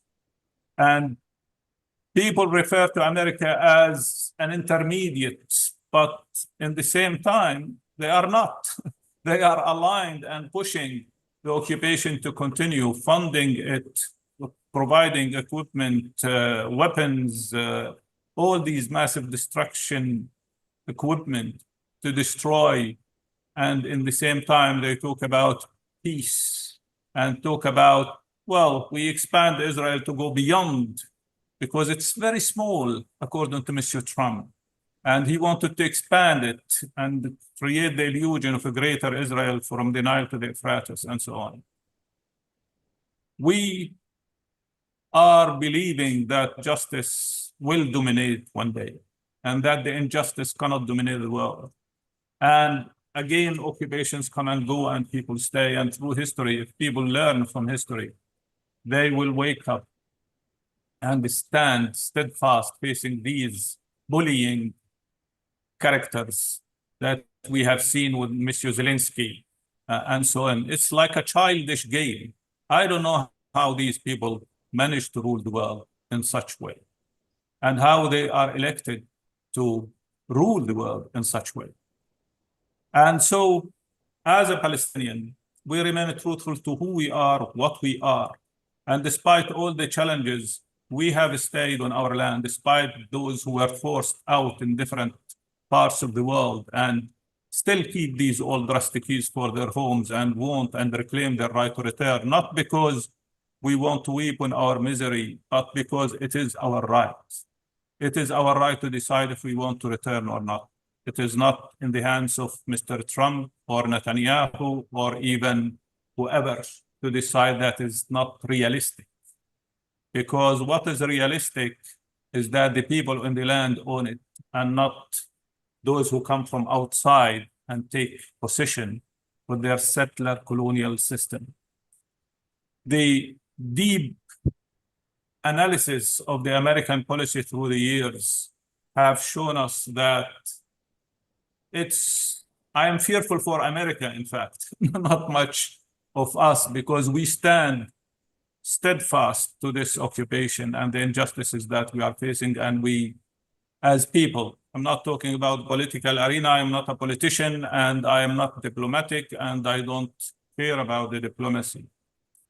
But as someone who lives on the land and who is rooted deeply in this land and who want our children to grow up and change the world and create miracles and be proud of their heritage and their successes and not to walk in the funerals of our children. We want our children, like every parent in the world, to be the treasures that we have, and not just seeing them as numbers on list of martyrs or handicapped for the rest of their lives or perish in Israeli prisons. We have seen enough killing. We have seen enough tragedies. We have seen enough injustices. 77 years isn't enough. They continue to do their worst, and unfortunately, they are not alone in doing that worst. They are held and supported to continue the worst, but again, we continue to do our best because we cannot be dehumanized in such way and accept dehumanization and be happy about it. So whatever is done, and grateful that people like you stand steadfast against this narrative, these lies, these manipulations, these stereotyping, and so on, and still defend what is just and what is right. We are grateful to those who demonstrate in the streets, even the Jews, like Jewish Voice for Peace and so on, who say not in our name, that Zionism do not represent us, that Israel do not represent us.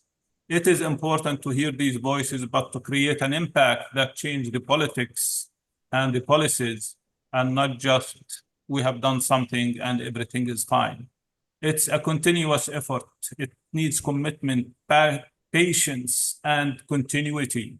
We do not fade away from our responsibilities. So that's why, thank you, Zarni and Nansan, and everybody on this panel, so that hopefully one day we can celebrate the justice and welcome you in a free and independent Palestine. And when a child come and look us in the face and say, what did you do to make a change? Every single one of us will be proud to say, I did something. I did not wait for miracles to happen, but I did help to provoke miracles to happen. And when they say it's hopeless, we say we don't have this luxury of despair, but a steadfast hope that we will do better. Thank you, everybody, and best wishes for all the years to come. Thank you, brother. He already welcomed me and one other colleague of ours, Sunita, to his home and fed us a wonderful meal. And I would encourage everyone who's watching or everyone on the forum who hasn't been to Palestine to do go and bear witness and show your presence as an act of solidarity. It's very important that we go there.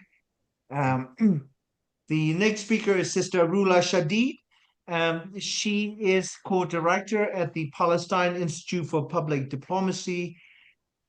She's based in Palestine, and we had a shared public event in Kuala Lumpur almost a year ago where she spoke via Zoom. Rula? Yes, thank you. Thank you very much for inviting me. I am honored to be part of this distinguished line of speakers. Some of it was very serious interventions related to our, bigger understanding of the picture and analysis of what's happening in the world, and others were actually very encouraging.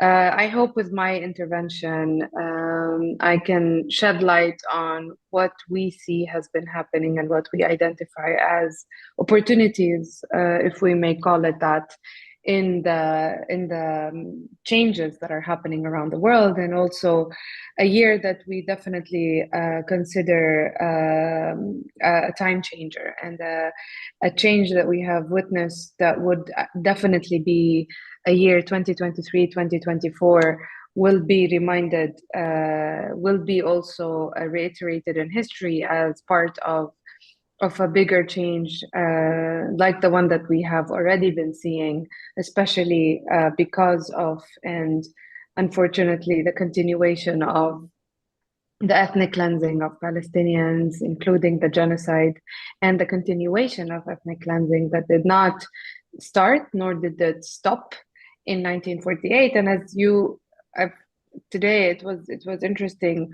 Many of the distinguished guests have mentioned the year 48 and 47 for big changes.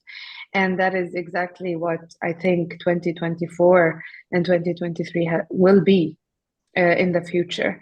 And of course, I do agree to many of the comments and many of the analysis that has been shared with us today.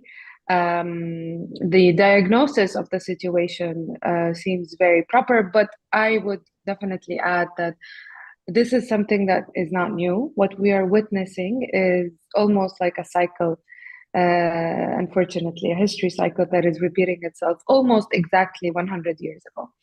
So that is something that maybe I didn't witness, but history has taught us what happened in early 1920s and how it developed, and actually exactly in 1923, how the increase and the rise of the right wing and nationalism that is harmful, because not all nationalism is harmful, especially, for example, for us Palestinians.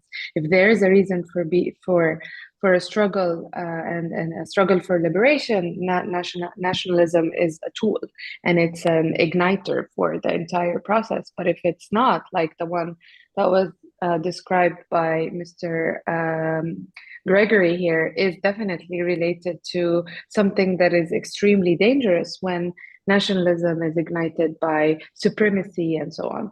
And then again, in the analysis, we also think that the white supremacy is not new, colonialism is not new, racism is not new. So basically, what is happening? And I am a bit more optimistic in the sense that there needs to be huge incidents and huge events that happens in the world that changes course. And not because I'm Palestinian, I do see that Palestine is definitely a cause that is very central to the world. It has many significance, not only on spiritual levels or morality levels or humanity levels, but also on political levels, strategic level, economy levels, and so on. It is strategic. It has always been in a very, very strategic area. Forget about the map of Palestine that was assigned to us by the British Empire. I'm talking about the bigger Syria, the bigger region. It is a very important region in the world, and hence there has been so much attention to this region. And then with the Zionist colony, it is a continuation of I would say modern empires and their colonial aspirations in the region.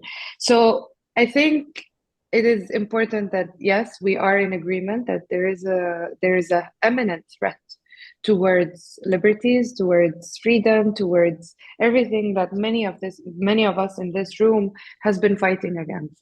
Now, what do we do about this, and how do we take advantage of these things? I mean, I'm sure we have evolved since 1920s and so on. And one of the most important things, especially, and I'm going to give you some very practical examples of what we have been doing in the organization. So basically, I'm the co-director of an organization called the Palestine Institute for Public Diplomacy.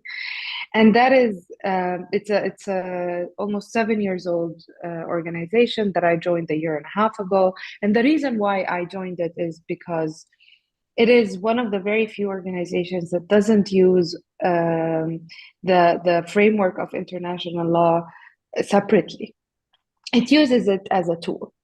It uses different frameworks as tools, but at the end of the day, there is a very clear liberatory discourse and narrative and way of looking at the situation in Palestine and explaining our struggle that would lead to a very clear narrative. And why do we keep continuing the part of narrative? If you have also noticed in the synergies between all of your interventions, a lot of the tools that these authoritarian, Nazism, supremacist regimes around the world, they use narrative a lot. And they keep on telling whether it's lies, whether it's propaganda. They keep repeating it until people actually believe it and start acting upon it.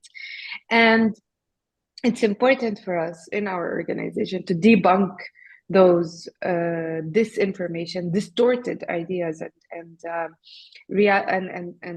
facts, quote unquote, on Palestinians, and then start introducing. So what can be done?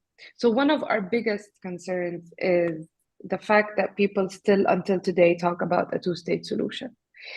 And another complexity in our situation is that, and it's not unique to Palestine. So what we try to convey to the world and channel is that, one, Palestine is colonized. And that is, unfortunately, as simple as it can sound to your ears. There is huge struggles for us around the world for people to understand. What do you mean? We are in a post-colonial situation. We're in a post-colonial world. They don't understand that the entire project of supremacist colonialism is exactly what is happening in Palestine. And why is that important? Is that because once you realize and acknowledge and understand what colonialism is, you will then very easily also understand what are the different projects, different systematic actions and practices that colonialism and colonialists do in order to annihilate the people, in order to ethnically cleanse the people, in order to kill our existence, our ideology, our culture, our identity. So the fight against us is not just on the Palestinians that are living in Palestine, but also on all the Palestinians that have been sent to exile since early 40s until this day, which is, by the way, something that has not stopped.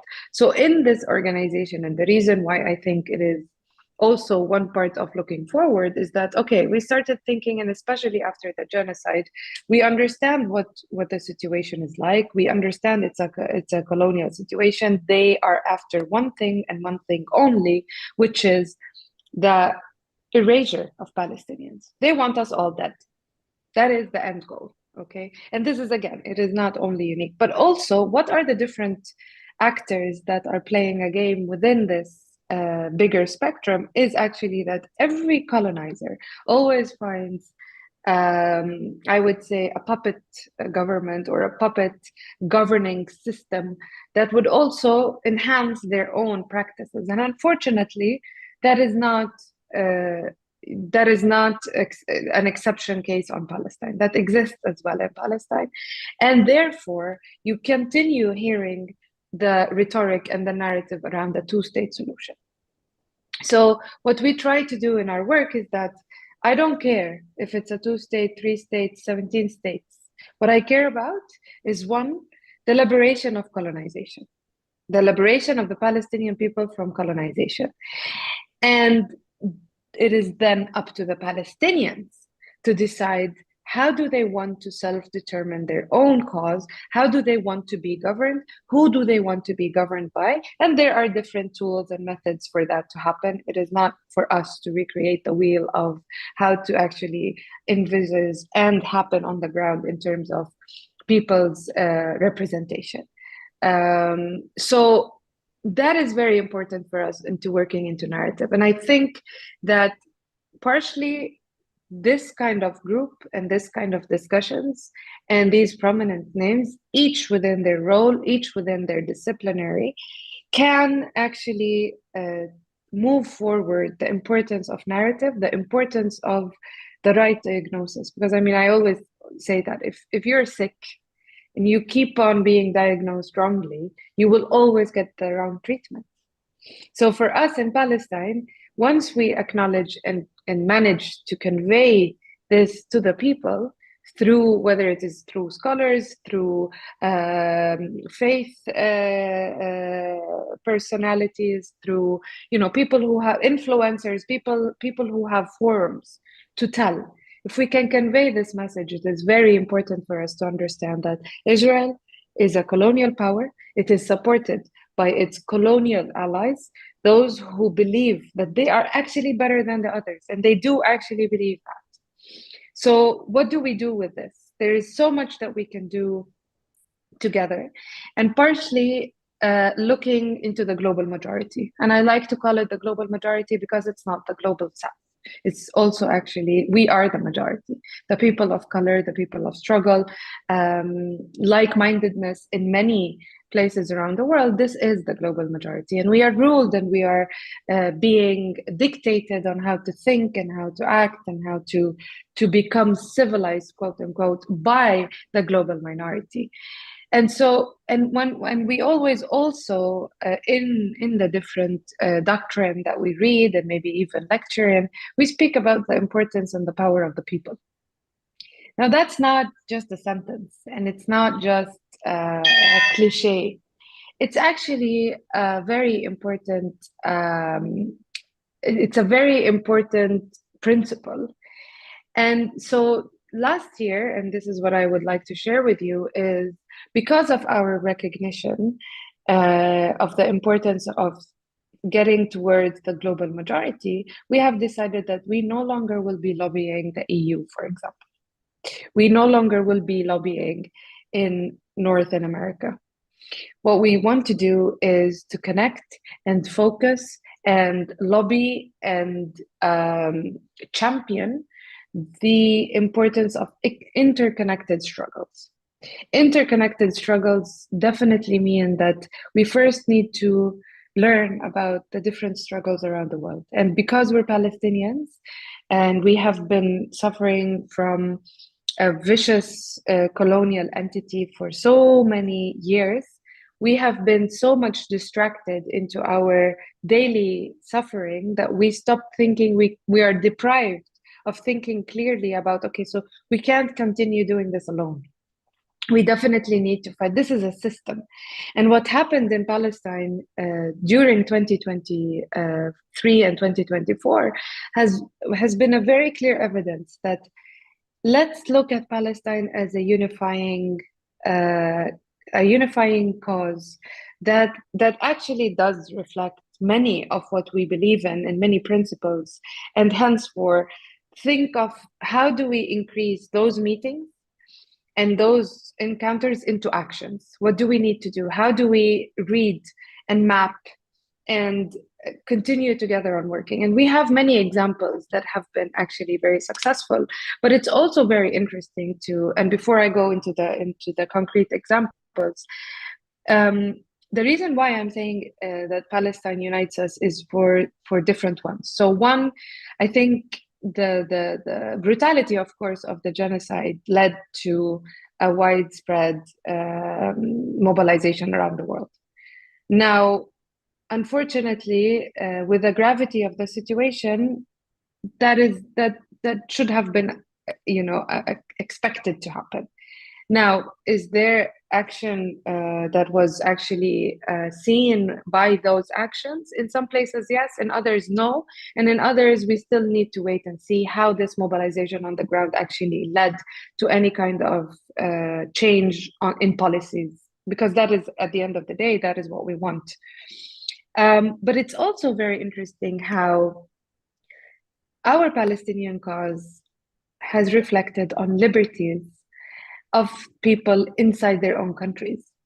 So we see suddenly in one of the countries that claim civilization and democracy, such as Germany, that certain colors are being banned, that certain individual liberties are being punished, and our people are being persecuted.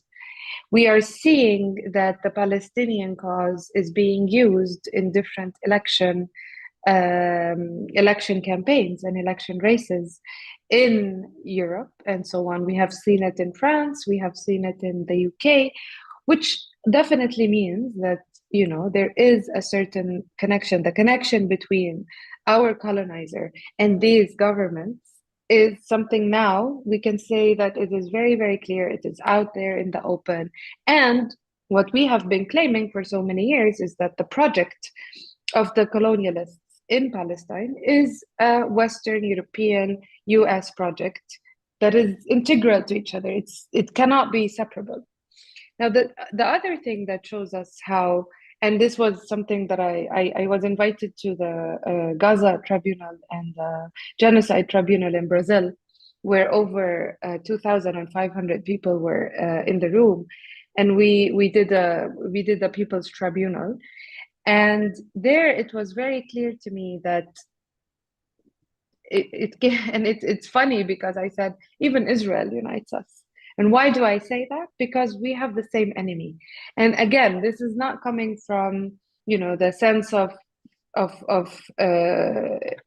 integral and interconnected or intertwined moral obligation and moral compass towards Palestine. It's actually what has also been mentioned here is that when you look at the different atrocities happening in the world, you will definitely almost every time find that Israel has been involved, whether it is in training, whether it is in military components, whether it is in imagery and satellite surveillance technologies, in agro-techno technologies that make the, so for example, now they're very much growing in Africa. They enter Africa through agro-technologies.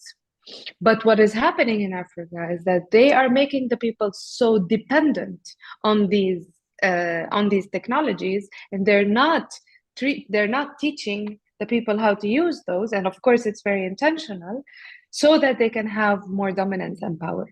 And this is something that you can see everywhere. So in every single country in Latin America, and by the way, this is why I say in our work and in our belief of what our mission is, we just last year opened our presence and office in Colombia and opened our presence in Brazil, because we are stepping away from Europe and the West, and we want to build and rebuild our existence, our solidarity ship, our planning and this global majority strengthening of powers and collaborations and ideas and strategies. So indeed, the Israeli colonial powers, with its, of course, US allies, and without the US, they are not able to develop all these technologies, of course. They are everywhere, and hence, when people understand that your enemy is also mine, and everything that you are receiving today. So one of the very really, like, it was astonishing, but at the same time very inspiring. When I was visiting Brazil just last 3 months ago, I participated in a funeral of a 4-year-old boy. He was killed by the police in one of the favelas, in one of the outskirts. And the weapon that killed the boy, is an Israeli weapon. And I went to the funeral and I spoke to the family, and I could recognize these weapons when I was in the favela. And this is something that they couldn't understand. And I was like, those weapons are actually developed only thanks to our bodies and how cheap our bodies are being treated as non-humans. So you need to understand that we're much closer. And we also need to understand that, as many of you have already been saying, is that those oppressive regimes, they learn from each other. When I visited Robben Island and the prison of where Nelson Mandela was kept, it is exactly what I've heard from my ex-political prisoners, Palestinian political prisoners, about the policies and the practices against them, and even the structure of the cells.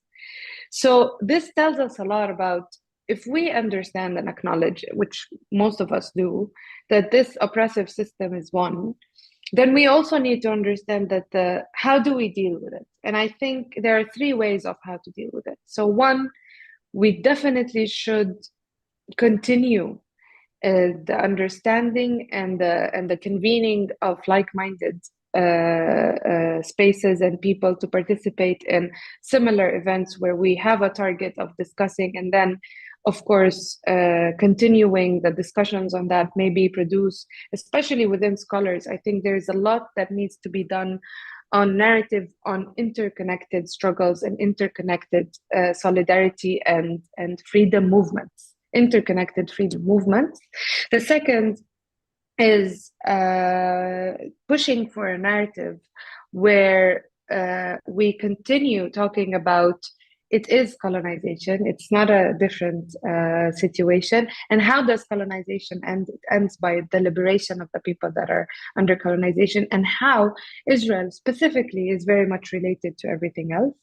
And the third is to, instead of us waiting until there is going to be a certain change in the world, we start alternating. And this is something that we, for example, have been trying to do. We're not, unfortunately, we're not supported by governments. We're not a government, so our resources are very, very limited. But however, by surpassing and circumventing the colonial powers and their tools, unfortunately, this is a way where you start telling those people that you are starting to become irrelevant. And this is the way where you start. So, for example, our presence in Colombia has led to the historical decree from the president of Colombia that banned the export of coal to the colonizing state of Israel. And by the way, the colonizing state of Israel gets more than 75% of its coal from Colombia. So we worked with the government on this, and we managed to get it. However, of course, the Palestinian Authority, unfortunately, they had their embassy there for more than 30 years, and this topic has never been mentioned. Because, and when you ask them, why the hell is this not happening? They tell you, because our limits are very low, and the threshold is very low, we can't. So either they cannot or they're unwilling, but it is important that we start understanding that we need to replace the systems. Now, my example is very much related to my work, but I'm sure that in every single disciplinary that is in this room, you definitely do have an alternative path that you have been waiting for it to become open. And I think this is the time where we shouldn't open for it for us to be part of it. We should reclaim our agency into actually making these things happen. And with that, I will end my intervention. I know we are a bit ahead of time, and thank you very much for this. The last thing I want to say is another alternative in this sphere that we are seeing is the Hague Group, which Malaysia is part of. And the Hague Group was just inaugurated in The Hague. 9 states have met and discussed the continuation of sanctions and banning of an embargo, basically arms embargo against colonial Israel. And they are calling for many other states to join. So if scholars around the world start writing about the importance of actually understanding that the current system is not working and it's not serving the entire world, it's only serving the global minority, we will start building together a new system, including and in using the same tools. I'm not saying we need to create new international laws, but without having executive measures and tools to actually use these laws and all of these pretty declarations, then they're useless. So we need a system. BRICS is starting to become even more and more. We need a different system also in relations to the economic connections between the different countries. And those are starting to emerge. And I think the more and more scholars and people acknowledge that, write about that, spread that kind of word, the more we will get to see a different system. And I'm hoping that 2024 will be the year that we will start, seeing in, 70 years ahead as the year that have managed to get things changing. Thank you so much, Rula. I want to take about 1 minute to the comment, and then before I hand the floor to Reverend Sarah Webb Phillips. I think the cycles that you mentioned, historical cycles. One of the things that we did not mention, we have not mentioned, none of us has mentioned, is the ecological crisis that has been generated by the failed profit generating systems. If you don't want to use the word capitalism, well, we can describe it as a system that puts profit above the human well-being, right? So we don't have to get into the debate of who's a Marxist, who's liberal. So what we live is the system where profit matters most. And that is the elephant in the room. Yeah. And then we need to recognize and pinpoint the cancerous nature of a political, economic, cultural, and psychological system that many of us who are trained in Marxian traditions, not communist, totalitarian, but Marxist. We recognize this as capitalism, and that capitalism comes with white supremacy. Capitalism is always racial capitalism. Look at the number of billionaires. Look at how many are white and male.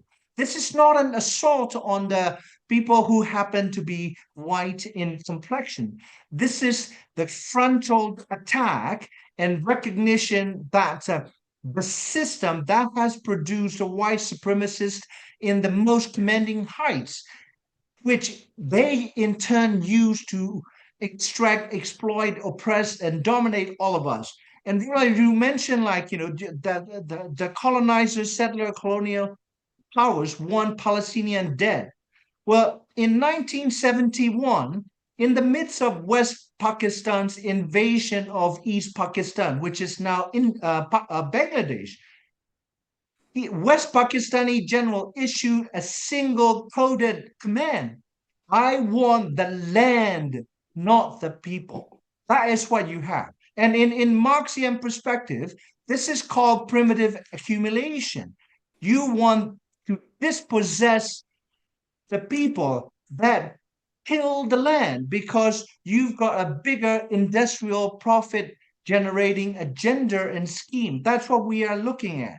So finally, I think in terms of seeing the interconnection, the Angela Davis mentioned, we need to look at the interrelationality of different struggles and find the common ground. The common ground is we all care about our own people and other people. And so the world cannot be divided as black or brown or yellow. It has to be divided between those who care about fellow humans and those who care about things that are not integral to human well-being. That's why I think FORSEA, when we conceived it as Southeast Asian dissidents about 6 years ago, we look at only the regional scope. That people in Thailand, Malaysia, Burma, Indonesia, we want to see the democratization and the growth of civil liberties in our region. But we call it forces of renewal, and now we are operating outside the purview of the name Southeast Asia, because we see the interrelationality of different struggles. And of course, it's great to work with global South states, but I think that the most important thing is to recognize that it is the people that are the engine of historical change, not the states. And so now I have the honor to give the floor to Reverend Sarah Webb Phillips. She's somebody who I learned from on my trip to Palestine. We were together traveling to Gaza crossing, and also spent about 10 days together on the bus. And I learned that despite the fact that she has been a past clergy person for 40 years, she was so modest and so humble that she would listen to what I have to rant. And so, without further ado, Sarah. Thank you, Mong. I come to you as a repentant and concerned American, but certainly if you've been hearing all of these wonderful scholars and discussions, I am enraged and I am terrified as an American. My spouse is in the West Bank right now with an Emory University and others on a Sabile Linton delegation. I am a retired pastor after 42 years, mostly in multiracial parishes and 3 college campuses across 6 states in the United States. I am on the national board of the United Methodist Kairos Response, formed in response to the Christian leaders in Palestine who wanted to appeal to the world because they were so concerned no one knew what was happening in Palestine. We moved our denomination. It took 13 years for us to divest this past April in Israeli bonds because we hold the largest clergy pension fund in the world. So United Methodism is inching toward justice. I am also part of the Atlanta Multi-Faith Coalition for Palestine. But I am kind of the interlude because I'm going to tell you snippets of my childhood. I grew up on a cotton and cattle farm in West Tennessee, land that was colonized by the growing United States, claiming land from indigenous peoples through the Indian Removal Act, which President Andrew Jackson signed into law in 1830, leading to the expulsion of Cherokee, Creek, Seminole, Choctaw, and Chickasaw, and it was known as the Trail of Tears. I already had an experience of that when I learned about it in history because I attended the Cherokee Nation play that they hold most days of the year in North Carolina called Unto These Hills, which explained the Trail of Tears. I remember as a young child asking my grandmother, why are so many of them crying in this play? And she says, they're crying because they love their land that they're leaving. This land between the Mississippi and Tennessee River was great delta land for growing cotton. So in 1818, General Jackson was key in removing the Seminoles, and thus when he became, that they established Florida, and when he became president, he claimed this land and all of Kentucky and removed the natives that were there. Every year, when my grandfather would till the garden, there would be arrowheads and chips of stones moving toward arrowheads that we children would go and collect. And at my last memory is that we had 3 cigar boxes full of these arrowheads. When I asked my papa about it, he said, well, this was a native campground because our farmland was edged by a creek. And he said it was prime real estate for them. We lived 7 miles from the Pinson Mounds, which later became a state archaeological park with the 2nd largest mound built by the Eastern Woodland tribes. Why did I not learn more about these grand civilizations that had thrived only 200 years before? Did it have to do with the name of my hometown, which is Jackson, after President Andrew Jackson? I was young in the dissolving Jim Crow, but it was very much alive in my hometown. When on the streets, we would pass Black folks who always put their head down. I drank from the white water fountain. Blacks had the black water fountain. I went in the front door of the movie theater. Blacks entered on the side balcony door. When I asked my parents, why was this? They said, it's just the way it is. But why? And I got no response. The West Tennessee State Fair always occurred a month after school had started. As a farm girl, beginning in second grade, I would have to go with my siblings and cousins to pick cotton in our fields. We were on one side of the field, and Black children and adults were on the other side of the field. It was only at my high school reunion after 10 years that we were talking about the fair and said, yeah, I had picked cotton to earn money to go to the fair. That the Black students at the reunion said, yeah, I remember picking cotton on your father's farm. And I remember that we only could go to the fair one day. Why did I not know that out of a whole week? Our African American friends were only able to go one day. The Civil Rights Act passed in 1964. At the dinner table, my mother came home that summer, during the summer, had announced that her school, my school, would be chosen to have 2 Black students, just 2, that beginning year.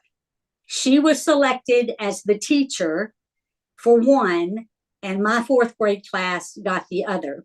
I remember my mother saying, I don't agree with desegregation, but if they put a child in my classroom, I'm going to teach that child. I remember 2 things about that year. One, class pictures were taken in the fall, and I still have mine. My mama sat me down when it arrived and would point to a child in the picture, and I would tell them their name.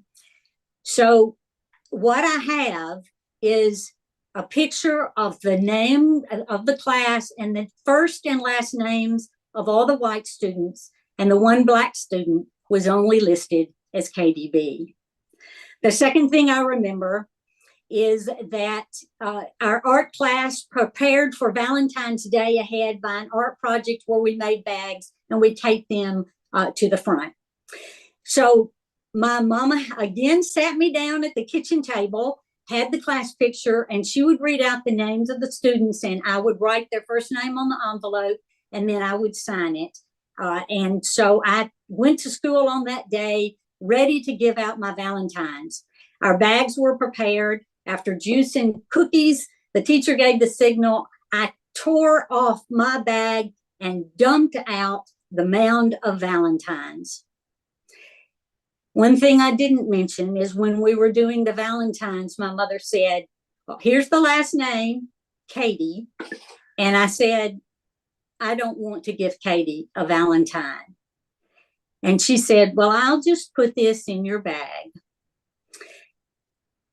So as I dumped out my Valentines, I looked over at Katie, and with this mound of treasures on my desk, Katie was pulling out one unnamed, unsigned Valentine. That was a conversion moment for me. Not that I made a lot of Black friends, but I was no longer unkind.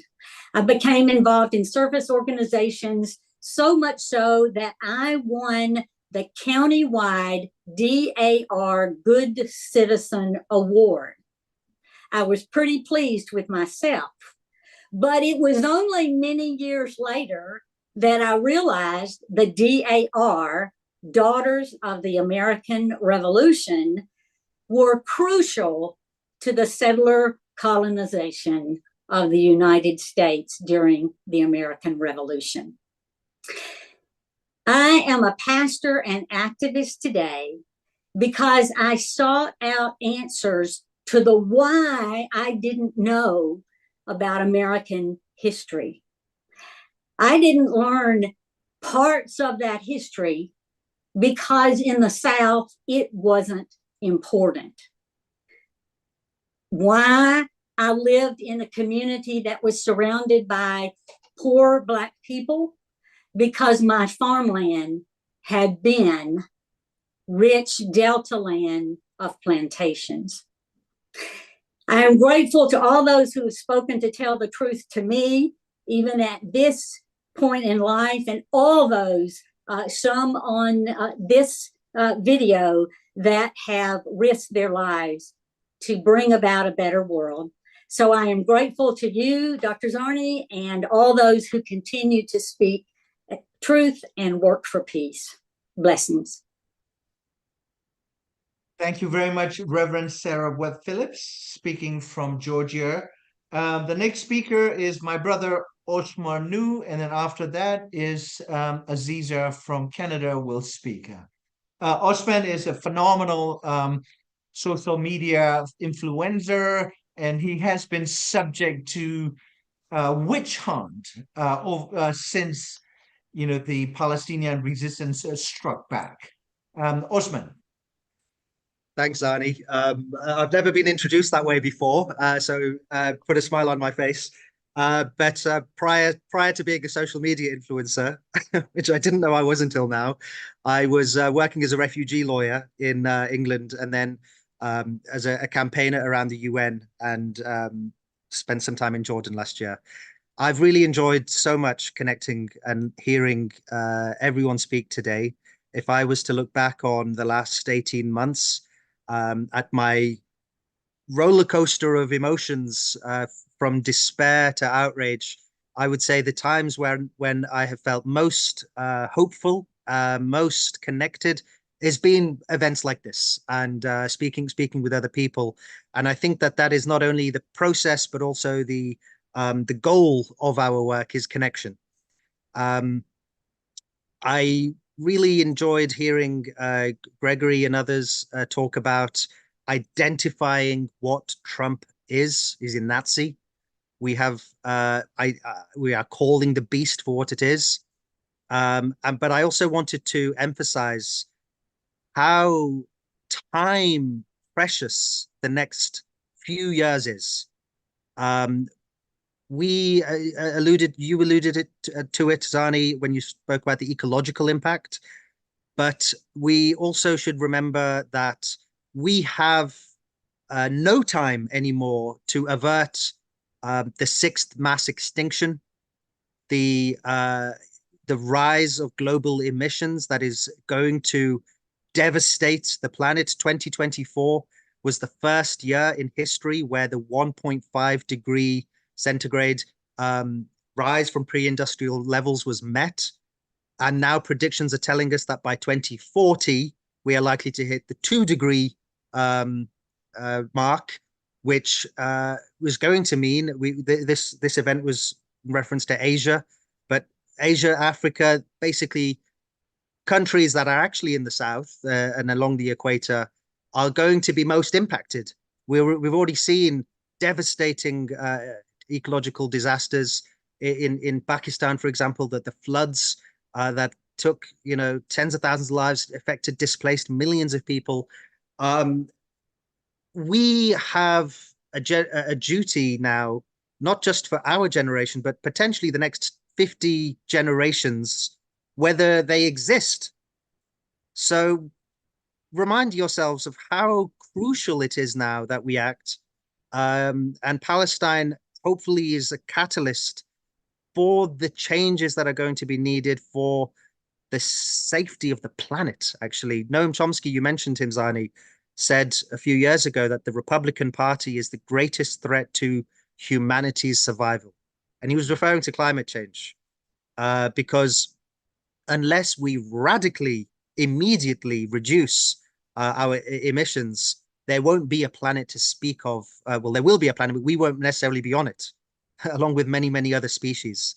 So we have this responsibility to act very, very quickly and with impact.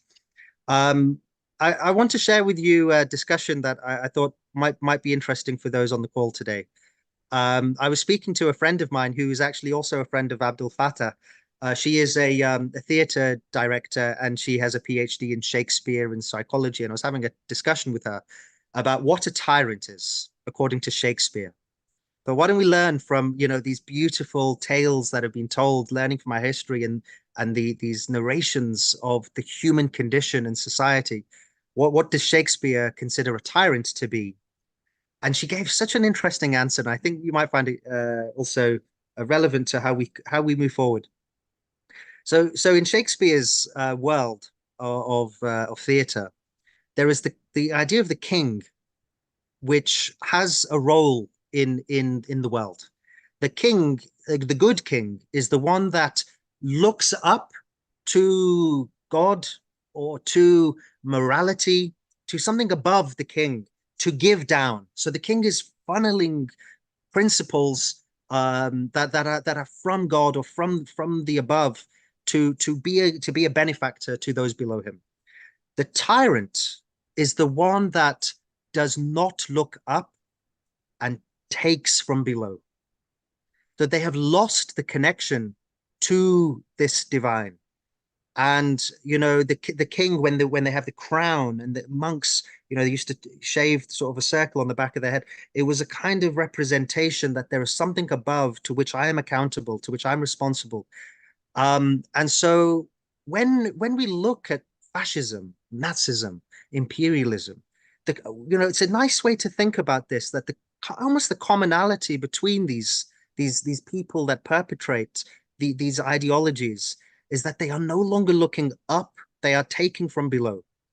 And I think this is a really interesting way to look at this, because maybe I'm looking at this from an Islamic perspective as well, a spiritualist perspective. It's the holy month of Ramadan. What is it that I find so many times when I speak with Palestinians or speak with Arabs, speak with a lot of people of a kind of spiritualist disposition?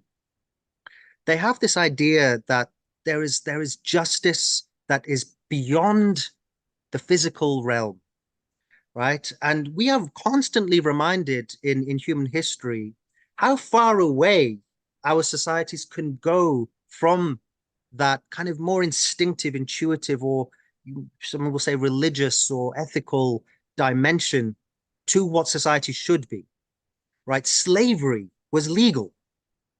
So we should not, that many devastating things have been legal in Nazi Germany. Killing Jews in the Holocaust was legal, right? That was, in Australia, when the British arrived to colonize Australia, massacring Aboriginals was legal because they weren't considered human, right? You could shoot them.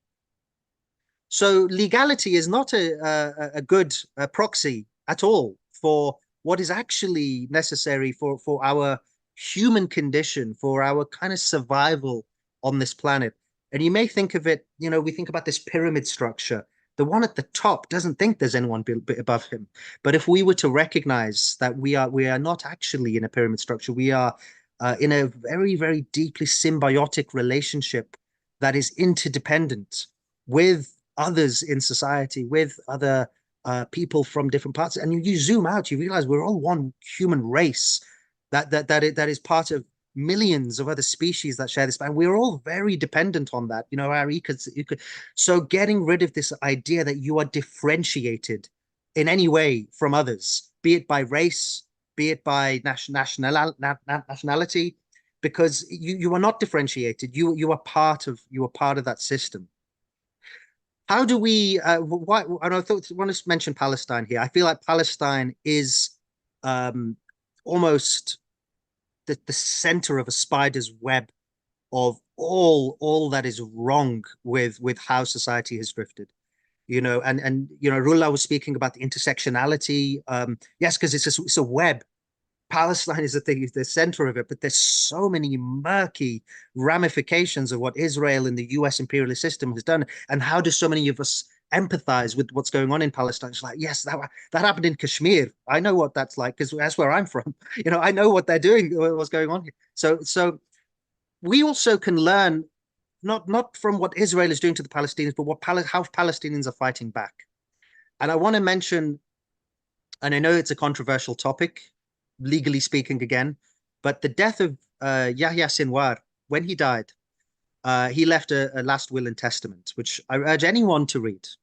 It's one of the most clear representations of the idea of resistance, in my view. And something that he says in that, which I find Palestinians personify, is do not expect justice, be just. And this is so liberating as an ideology, because we are no longer thinking, I'm going to do this because I think there's going to be an outcome. I think so many Palestinians know that there's not, they've been doing this for 78 years. They're veterans of this. But look at Abdel Fattah. He's like, I'm not going to let that stop me from being just. I am just. I am involved with my community. This is who I am. And no one's going to take away what I am. No matter how many times they brutalize us, no matter, the beautiful song by Labi Siffre, no matter how high they build their barriers, the higher I will rise. I think he said it in more poetic terms than that. But no matter how much you take away from us, we know what we are. And this relationship to truth, we are humans. We have a relationship, be it whatever terminology you want to use, to the divine, to nature. Realizing we are all deeply, deeply connected. And I think that spiritual transformation is happening in the way that we are doing things, the recognition, the seeing the self in the other, the oneness of being, is beautifully manifested by Palestinian people, actually. When I look at this, the images of what we're seeing, the starvation of the Palestinian people, you see probably so many you've seen the Ramadan time, the Ramadan gatherings. The absolute community, the absolute togetherness, that is also the antidote to fascism, and we should always come back to that. And I don't have time to talk about specific political ramifications of this concept, but I think it's very important for us to remember that we are because you are. That's the Ubuntu concept, and Palestinians personify that, in my view, better than anyone else. So learning from that is crucial to our resistance. Yeah, thank you so much, brother. The next speaker is Sister Aziza Kanji. She's a legal academic journalist, written extensively, based in Toronto, Canada, and she's also with FORSEA. Assalamu alaikum, everyone. Greetings of peace and justice. And Ramadan Mubarak to everyone who is marking this month of Ramadan, a time when our most basic daily routines are upended, reminding us that we can always fundamentally reconstruct the world anew. Thank you to my brother, Dr. Maung Zarni. Thank you to my Rohingya brother, Nasan Lin, who, even while doing the difficult, fundamental work of contesting the genocide of his people in Myanmar, continues to always be there to support all of these other efforts for justice and against violence. So thank you, Nasan Lin. The genocide of the Rohingya is yet one more reminder that, far from being an exception, genocide is in fact foundational to the colonial present world order, from Myanmar to Palestine to Kashmir to the West Papua to the lands where I am speaking to you from right now, Toronto, currently known as Toronto. In reality, the lands of the indigenous Haudenosaunee, Anishinaabe, Huron-Wendat, and Mississauga people who continue to be subject to the genocidal erasure of their sovereignty. So often we represent fascism as an exception, an aberration, as an other to our current world system. And yet so many of the forces and institutions that are upheld as others to fascism turn out in reality to be yet another side of the same coin of domination. Speaking to you first, as a student of colonialism, fascism is not the other of colonialism. Indeed, we know what is so often called fascism is just, in fact, when white people do to each other, what they have long been doing to indigenous, Black, and brown people for decades, so that we know that the intellectual luminaries of the colonized world, in fact, very well recognized the cattle car transports, the death marches, the concentration camps, the land annexations, all built on a pseudoscience of racism, because that is what had been inflicted against their own people before Nazi Germany turned it within Europe. And yet, what better sign of the enduring persistence of colonialism's hierarchy of existence, racial hierarchy of being, that not only are colonialism's histories and monuments continue to be defended, and reparations for those who have suffered its atrocities continue to be rejected, but that even amongst progressives, we still use the aesthetic and ideological imaginary of colonialism, even in our resistance to what we call fascism. So, for example, we talk about darkness and dark times with Trump, continuing this colonial association of darkness with evil. Or people condemn Trump as being a baby or childlike or elderly, statuses that we know in our pre-colonized societies were not markers of derogation, but rather statuses of honor. And that the derogation of childhood and of elderliness is in fact part of what Sylvia Wynter, the brilliant scholar Sylvia Wynter, diagnosed as the exaltation of white middle-aged man as the acme of humanity and of responsibility and agency and rationality. Yet these ways of thinking are so ingrained that it didn't even occur to me that these equations and denigrations of Trump as childish or a baby were problematic until it was pointed out to me by a dear friend, the indigenous scholar Eva Jewell, who pointed out that calling someone a child or a baby can only be an insult within a colonial framework within which being a child is a debility and signifies both a lack of agency and a marker of danger, a framework of settler misopody, hatred of children, which we are seeing demonstrated with utmost clarity right now in Palestine, in Gaza, where what we have seen unfold is fundamentally a genocide of children. Speaking to you secondly, as a legal scholar, fascism is not the other of law. So often we fixate on fascism as existing in a state of exception, of suspension or aberration from the legal system, as if Nazism itself was not so profoundly fixated on legality and legalism that the Nazi regime, in fact, provoked a crisis in legal theory about whether things that are passed through the form of law but are fundamentally immoral can be considered legal. As if those laws of the Nazi regime were not themselves inspired by the American law of racial rule, in some cases considered even too extreme for Hitler, as documented by Yale Law School professor James Q. Whitman in his book, Hitler's American Model.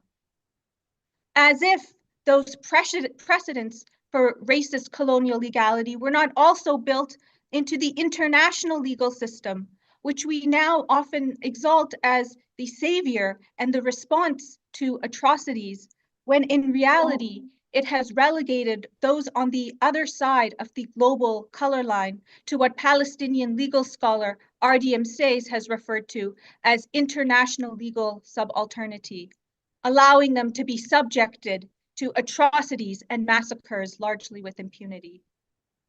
As if we do not see fascist and far-right regimes from Narendra Modi in India to the right in Israel, to Trump in America, using the law as an instrument of domination, and yet we continue to exalt documents like the US Constitution as a guardrail and a protection against fascism, when in fact, as we know from the analyses of those like the brilliant American legal scholar Aziz Rana, that this US Constitution was in fact fundamentally a settler colonial imperial document.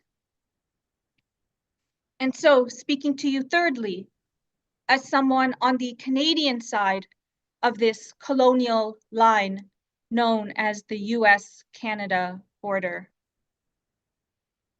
fascism is not the other of other white supremacist settler colonial Western liberal democracies such as Canada.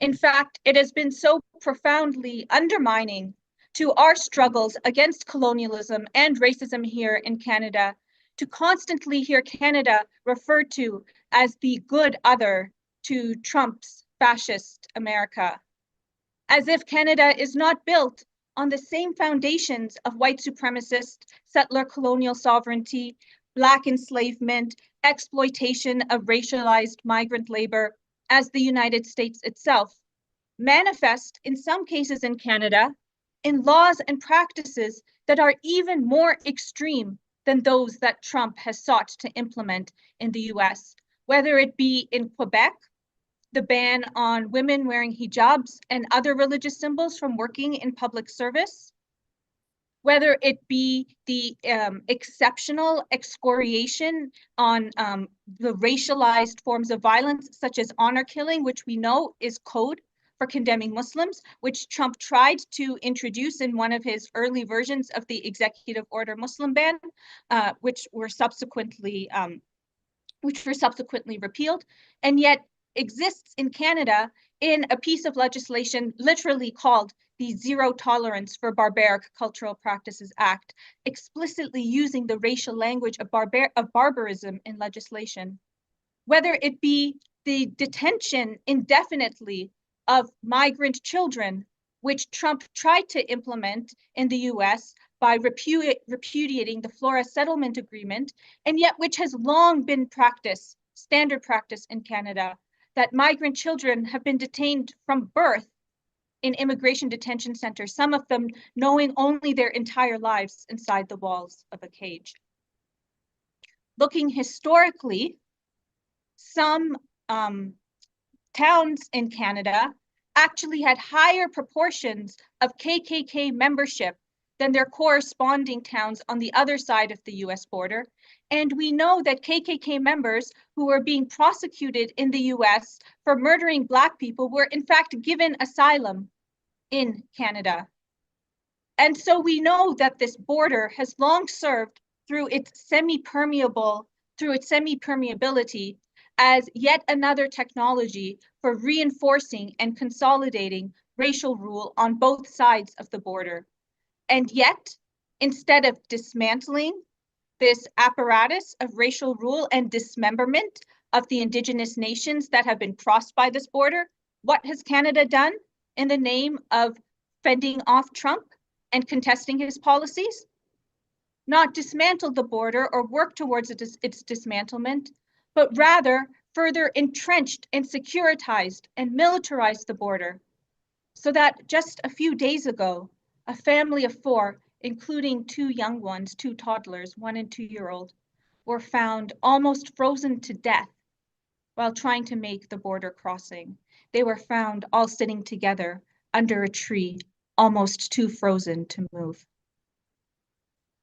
And so this brings me forth to speak to you as an activist that we urgently need to develop an other to fascism that does not rely on the architecture and the apparatuses of colonial nationalism.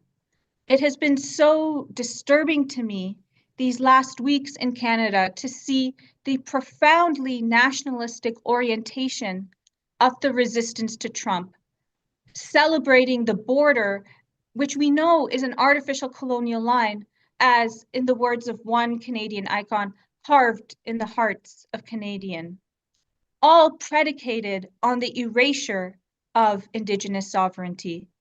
Instead of these colonial nationalistic responses, we urgently need to develop a non-colonial nationalist, anti-colonial fascist internationalism that, rather than seeking to deploy the architecture of domination, works towards its dismantlement and its abolition. In the last speech he gave as Canada's Prime Minister yesterday, Justin Trudeau said that even the idea of Canada as a country, as a nation, is not inevitable. He meant this as an ominous statement, as a threat.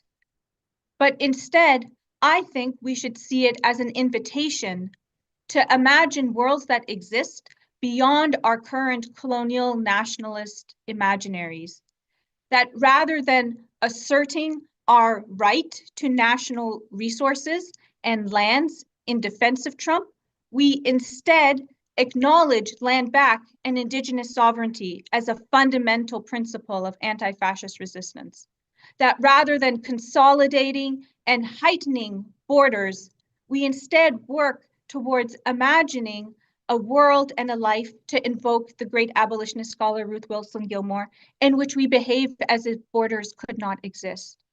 That instead of tightening our bonds of responsibility along the lines of the border, we instead expand them, our bonds of responsibility and care. We expand them to all our relations, human as well as other than human, knowing that other than humans, for so long, the land, the plants, the water, the air, the animals, have for so long borne the brunt of human violence while being relegated within an anthropocentric framework to simply derivative to human utility in ways that are fundamentally mirroring and intertwined with the racist hierarchy of existence, which is so central to fascism. Whether it be Andrew Jackson, President Andrew Jackson, referring to indigenous children as wolf whelps that need to be eradicated, to in Palestine today, where Palestinians are represented as the animalized prey of Israel's AI systems named Wolfpack and Red Wolf and Blue Wolf.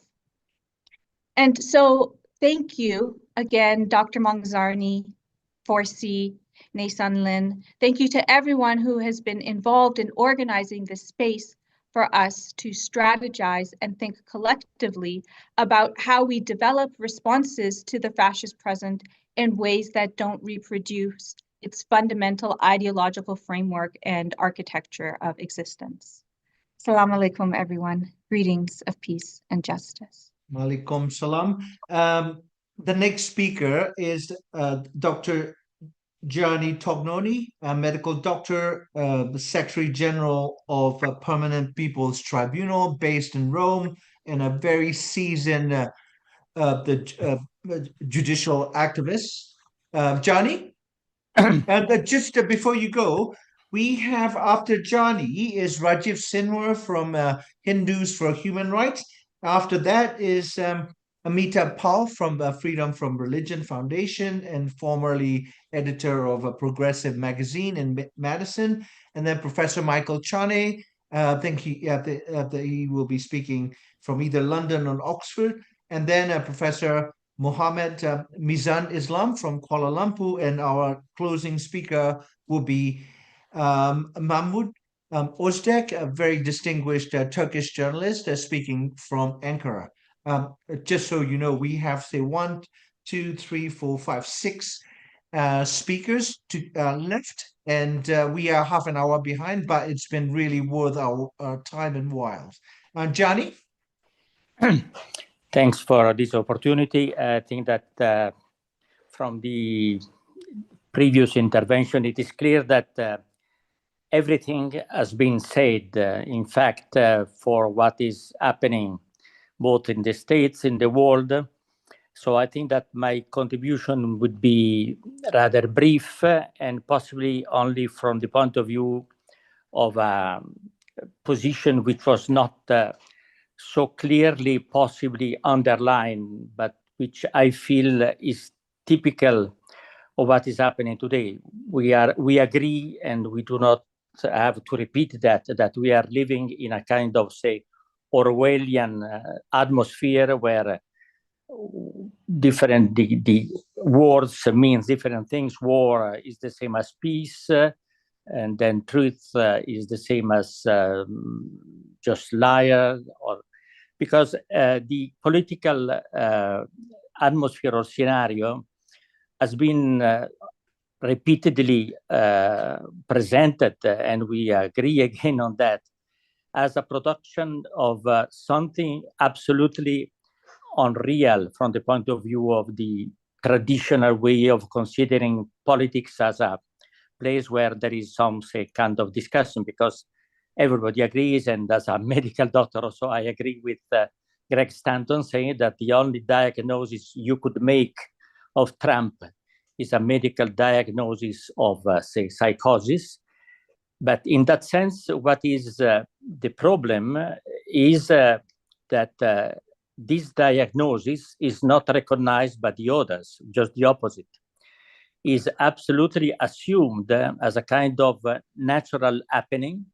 And I see that, one of the major lacks of attention from my point of view is the fact that so little of resistance to the Nazi, open Nazi situation of Trump is not happening in the United States, while everything was practically planned to do that. So I think that first is important to see that United States is important, and that's a kind of positive, that to recognize that United States is no more a reference state or a reference civilization.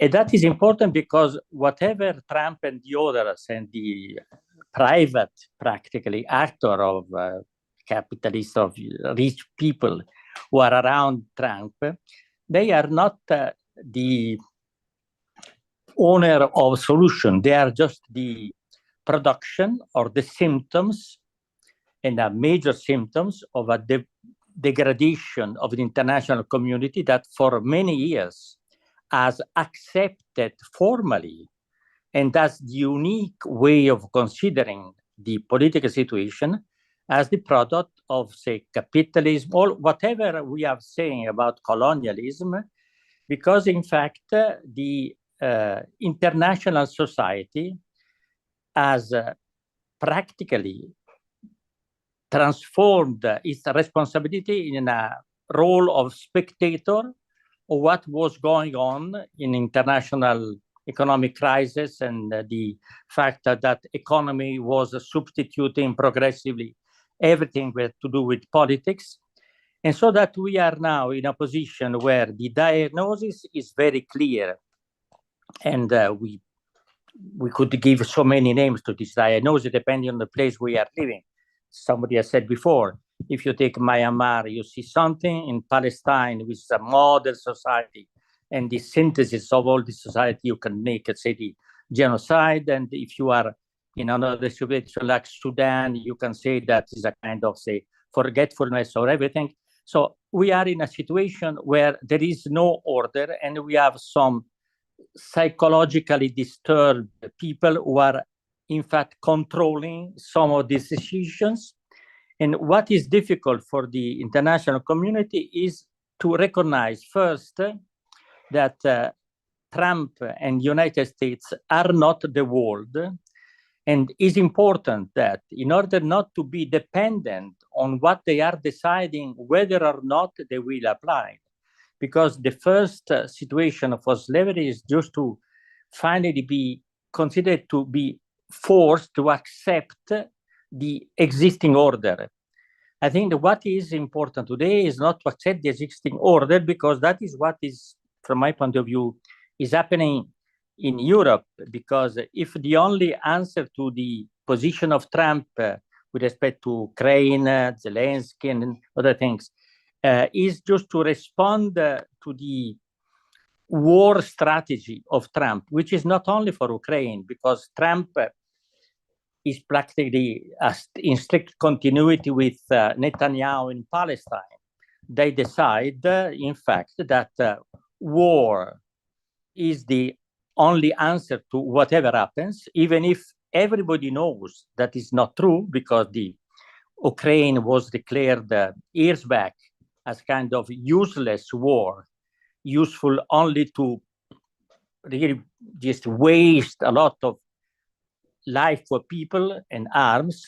Now they are recognizing that, they are discussing that like something which, as a unique response of Europe, let's produce more arms, and then Europe is in fact, in that sense, colonized by an ideology without no reasons. So the risk that I see in a situation of crisis, that everybody is or most of the politicians are occupied in making better diagnosis of the crisis with very, very little attention to look for, say, way forward, no solution, because there are no solution to a crisis which is so big. But at least to declare that we have to take time and connectiveness. The Palestinian woman was very, in that sense, very interesting, in that sense, to put together forces which are supporting those people who are in this moment more the victims of what is happening, but with proposal of peace, not with proposal of new armament, in order to have a memory of democracy. Otherwise, we have the idea that democracy is no more possible because it's no more possible. Everybody say that the right wings are winner, and in the States and Europe, everywhere. And on the other side, that the only solution is not a civilization of the public opinion, but simply to convince the public opinion to be in arms. I think that is something which is also very important for international law. We have heard so many interventions for international law. International law has been transformed in a kind of theoretical power, and we have to look for different forms of democracy and legitimacy. Otherwise, we are simply dependent on the existing colonial or whatever laws which are practiced internationally. As a representative of the Permanent People's Tribunal, which is an organization which was born in another crisis situation back in the 70s, where the Latin American was transformed from a continent in a series of dictatorships, with the idea that it was important to start from the bottom and just to not to accept the threat and the proposal of people who were establishing dictatorship, that dictatorships could be the solution. Today we have United States, which are in a kind of, say, dictatorship. They are in any case dealing with the world as if they are the owner or the those who are deciding for the world, which is not true, clearly, because the world is much more than the United States. And the solution on the proposal of research to the Permanent People's Tribunal was really to be near to the situation where people are resistant to this threat, with the name Palestinians, Kashmir, Myanmar, Sudan, different situation in Congo. And in that sense, it's interesting that today we were planned to have a meeting in Geneva just to discuss with a network of groups how to do something more systematically to strengthen some category of law which could support those who are in fact more exposed to be repressed or exposed to genocides or whatever. The meeting had to be, say, blocked because it was part of some of the international support of the United States. And so we are not doing that. We are here in this meeting.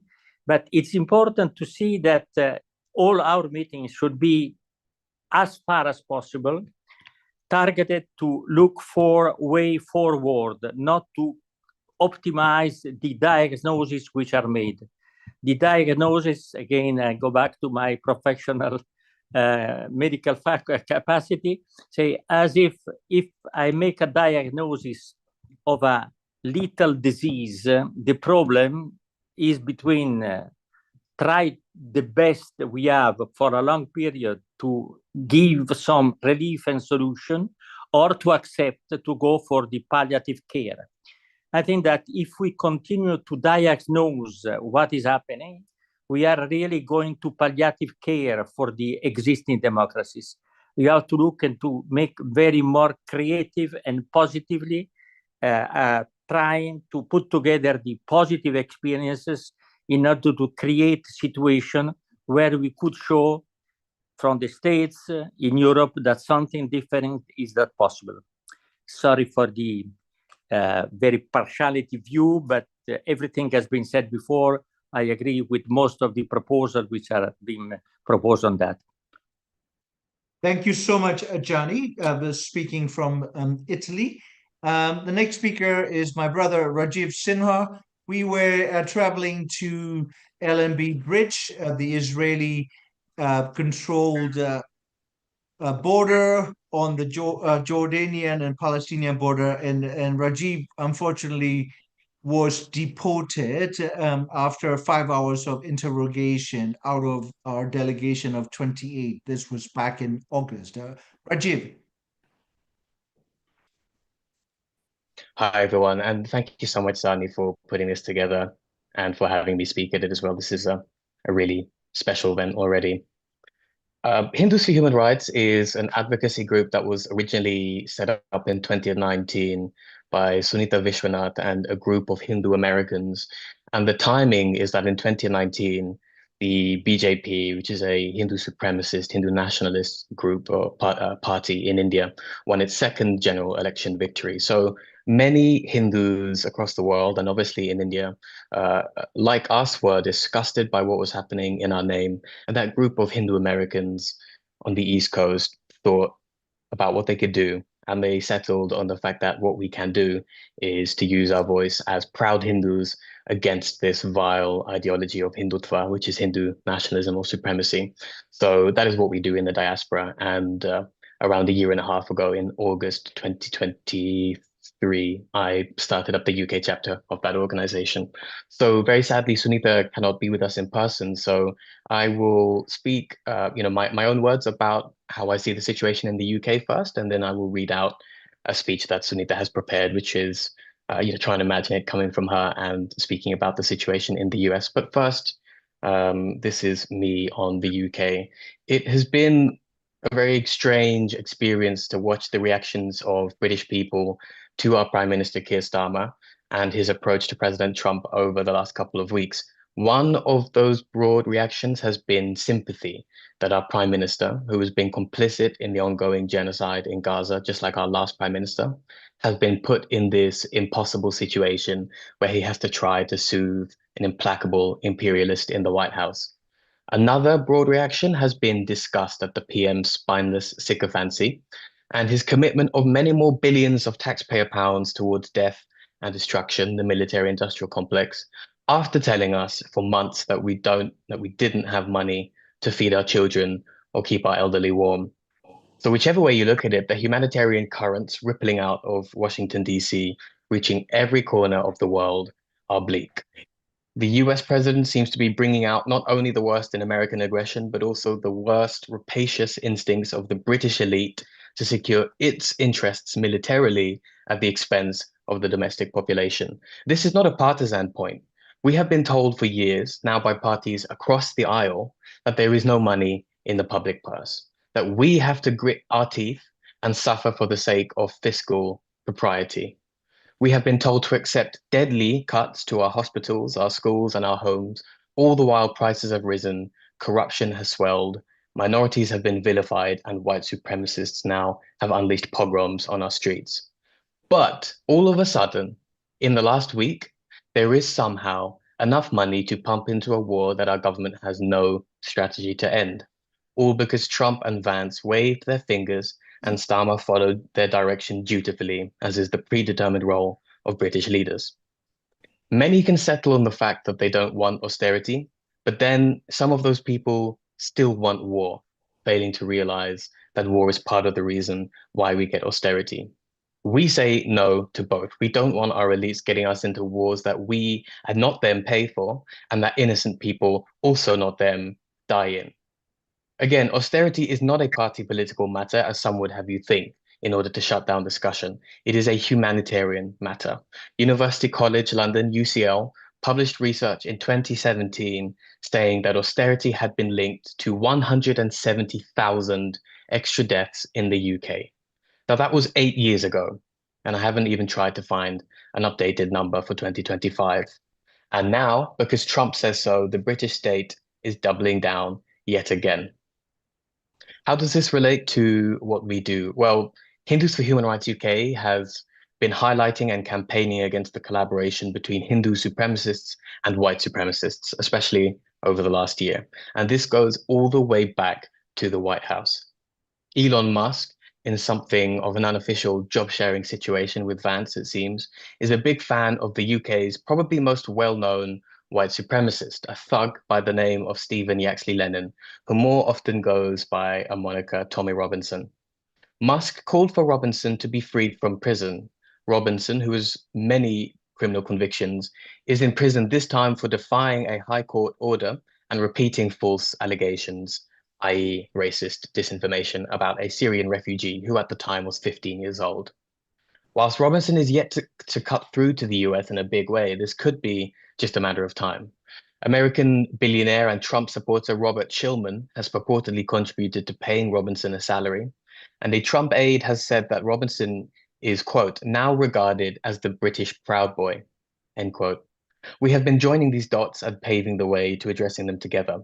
We cannot dismantle Hindu supremacy, white supremacy, patriarchy, casteism, and global authoritarianism without seeing these movements as part of a complex network that needs to be brought down in unison.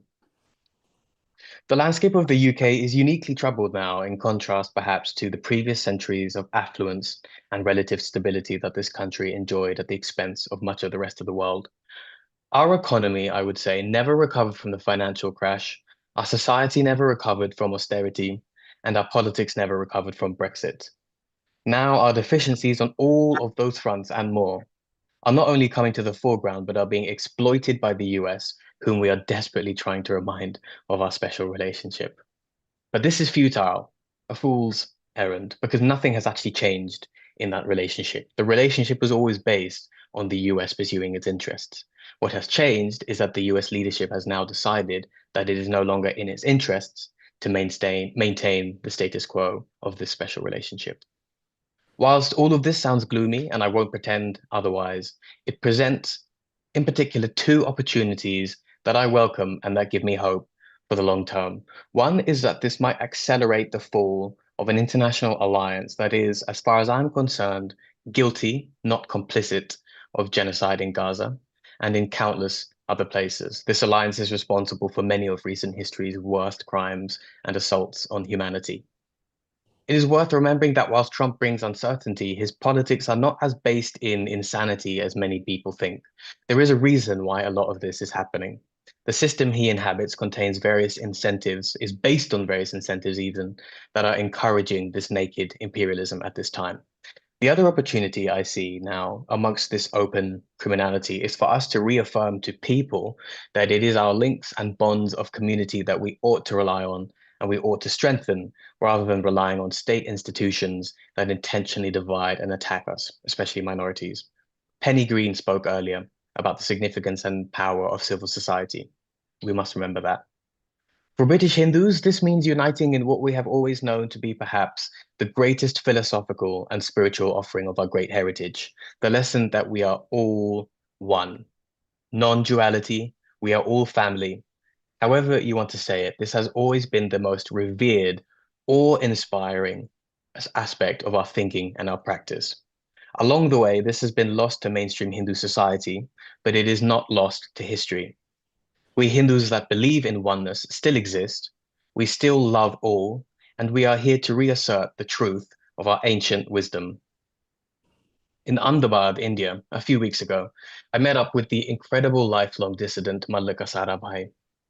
I knowingly asked her a naive question, hoping that she would give me an inspiring response, and I'll let you make up your mind as to how that response was. I asked, why don't you leave the country to flee this authoritarian government's intimidation and surveillance of you, as you have the means to do so? She said, without a split second to think, I'm not ceding any territory. I like to think that this is the attitude baked into Hindus for Human Rights and the countless movements, groups, and people across the world resisting in their own way, many of whom are in this group. Thank you very much, and I'll just read out the words of Sunita Vishwanath, who is our Executive Director of Hindus for Human Rights over in the US.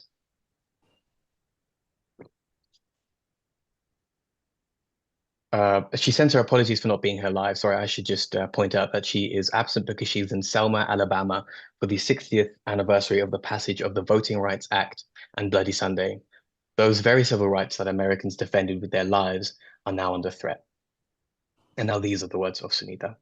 Namaste, friends. We are gathered today, each of us speaking from different national perspectives, because what is happening in the United States is not contained within its borders.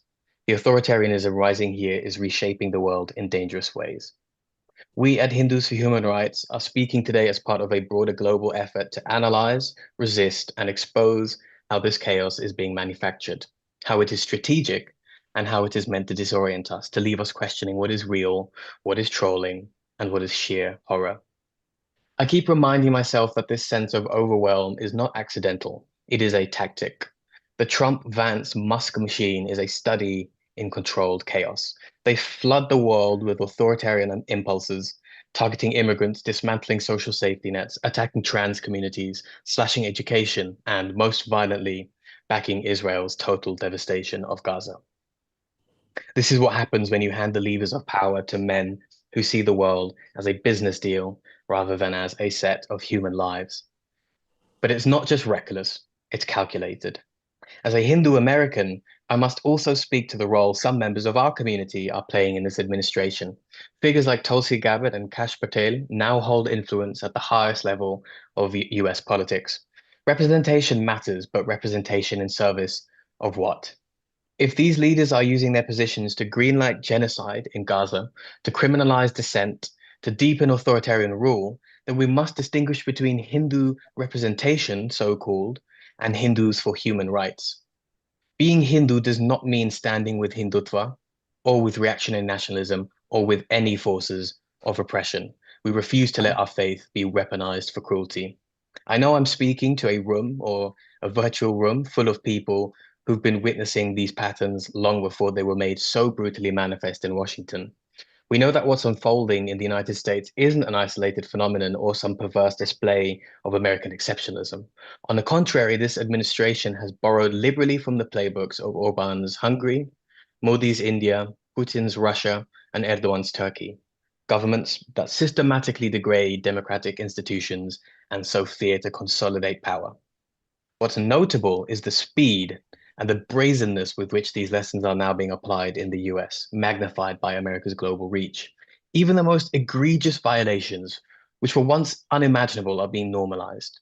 The result is that far-right movements across Europe feel emboldened, and policies on Palestine have taken a catastrophic turn, effectively granting license for unchecked aggression against civilians. The chilling irony is that none of these tactics are entirely new. They've just found an unprecedented stage open in Washington, D.C., where every action resonates worldwide. And even more terrifying, the descent into absurdity that many people today have already spoken about. Let's talk about Gaza for a moment. The genocide is real and ongoing. The suffering is real.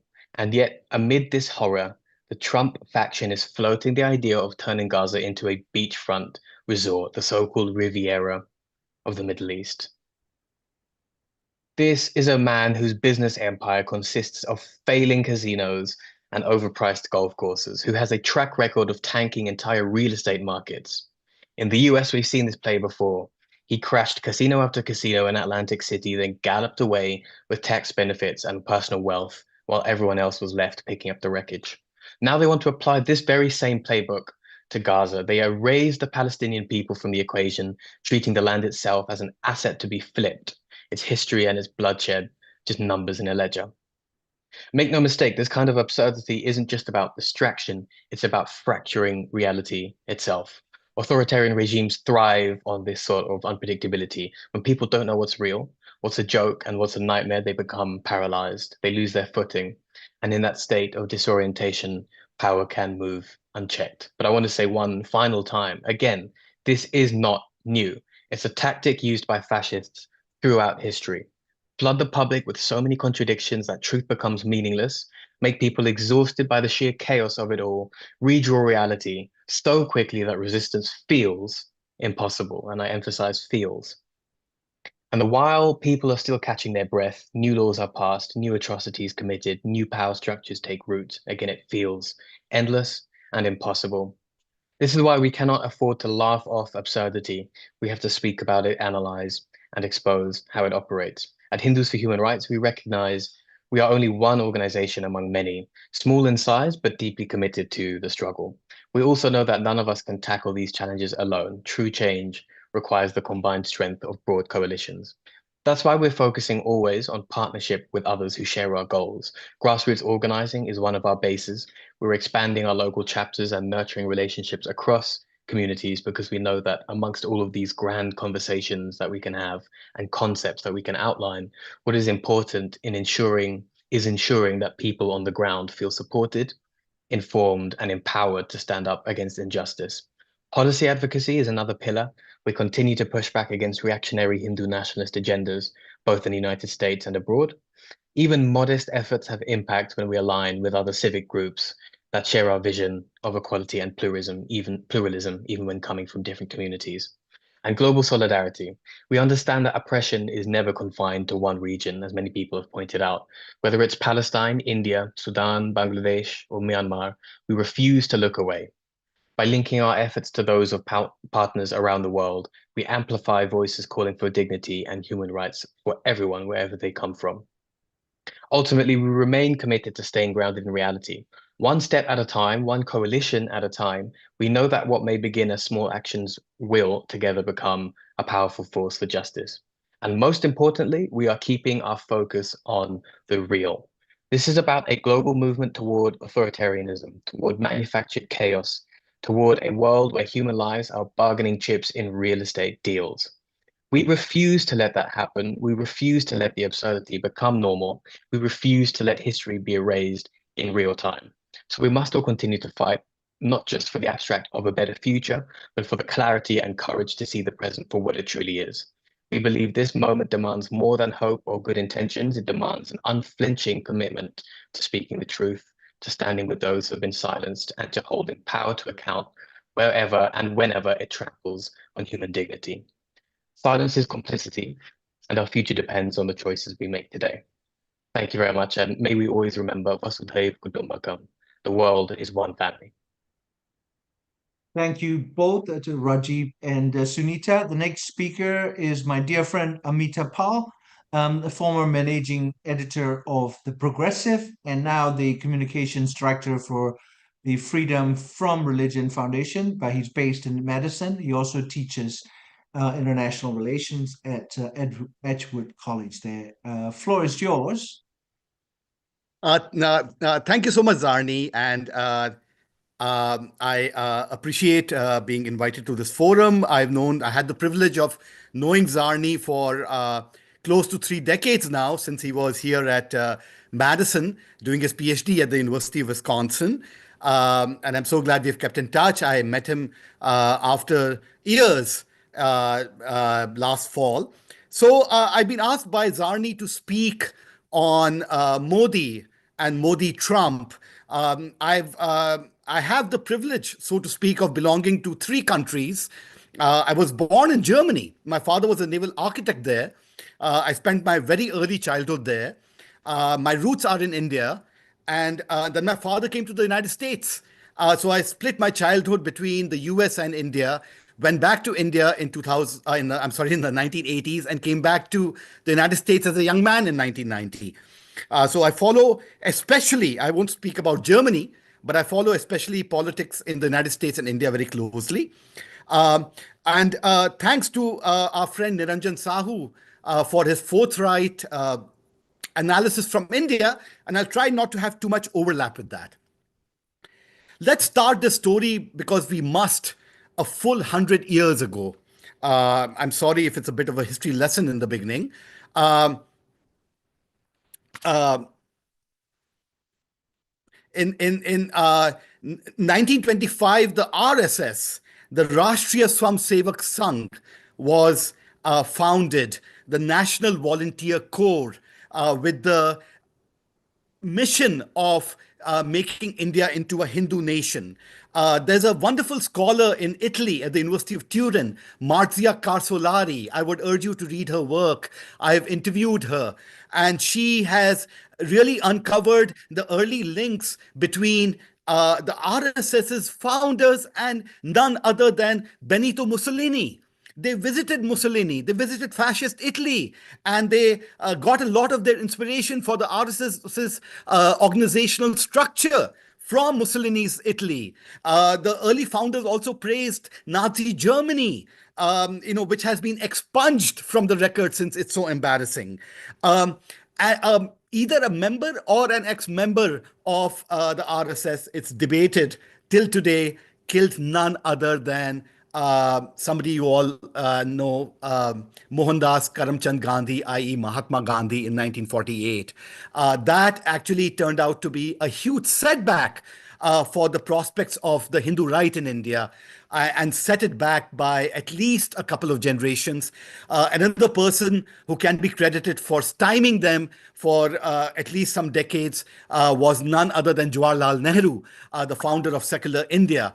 But as the Congress party declined, the RSS and its front party, the Bharatiya Janata Party, which currently controls India, rose up, aided in no small measure by a dispute that was so local that my family village is 50 kilometers from there, and I didn't know about it till I was in college, was a dispute over a temple, a mosque supposedly built on the site of a temple to commemorate the birth of Ram in a city called Ayodhya, which is very near my family village.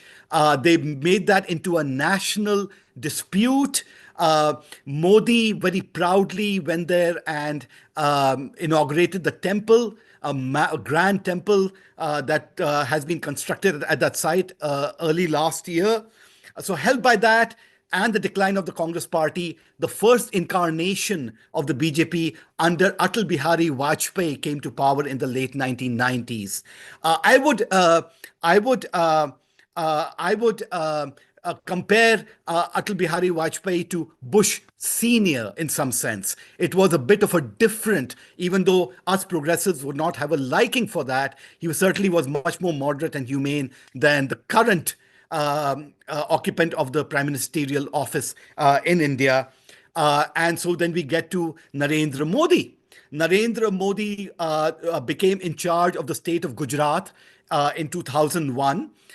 In 2002, and I would urge you all to really, you have to read this book. I have a personal connection to it, so to speak. It's by Zara Chaudhary, who is a professor here at the University of Wisconsin, and it has taught my daughters Hindi here at UW. She's written a book called The Lucky Ones about surviving the pogrom in 2002 in Gujarat. And it has been chosen by Time Magazine, etc., as among the best books of the past year. So he organized this pogrom in 2002 in the state of Gujarat. At least 1,000 people died, if not more, mostly Muslims, and rose to national prominence on the back of that and the further decline of the Congress party and the coalition that was leading India, the relatively secular coalition. In 2014, he becomes the prime minister. And since then, India hasn't been the same. There's been a systematic burrowing, as a scholar told me, through institutions ranging from the Supreme Court of India, which with certain exceptions, laudable, and I'll get into one such exception in just a bit, has gone along with the entire Hindutva project, to the Reserve Bank of India, which was strong-armed into maybe the most disastrous economic decision in India's independent history, 2016 demonetization, where all the high currency notes were taken away and people were left with literally no currency in their hands, to the Enforcement Directorate, which is basically sicked on anybody who opposes Modi, to the Election Commission itself, to the media, as Niranjan Sahu mentioned. It's just a very changed India now. Despite all this, to my pleasant surprise, the results of the elections last summer were semi-positive, I would say. And the reason I say that is Modi did come back to power, unfortunately, but in a much of a reduced mandate. He has, in fact, a minority. It doesn't have a majority in parliament and is dependent on non-Hindutva, non-Hindu nationalist junior partners who you may call complicit and opportunistic, but are certainly not part of the Hindu nationalist framework. And because of that, his legislative agenda has been somewhat stymied. Somewhat stymied. They have not been able to, if they had gotten a grand majority, they would have changed India's constitution. They are obsessed with the fact that Indira Gandhi in the 1970s added the word secular. As if before that India was a Hindu republic. If it was a Hindu republic under Nehru, then what is the problem with Jawaharlal Nehru? So that wasn't the case at all. It was very much secular even before then. But they want to change the constitution. That will probably not happen. So any large-scale transformation will not happen because of the reduced majority. However, as people tell me, I interviewed an activist from India, Shabnam Hashmi. On the ground, things are as bad, if not worse than before. There have been lynchings of mostly Muslims for either possessing, allegedly, not even necessarily, allegedly possessing beef or trafficking in cattle. Just one incident after the other, even since the re-election of Modi last summer. Interfaith marriages, especially where there is a Muslim man in the partnership, in the relationship, have been made almost impossible on the ground.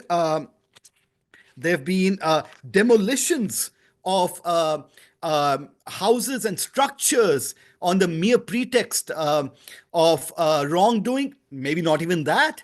Again, nearly completely belonging to Muslims, in a very, very one-sided way whenever there's any trouble.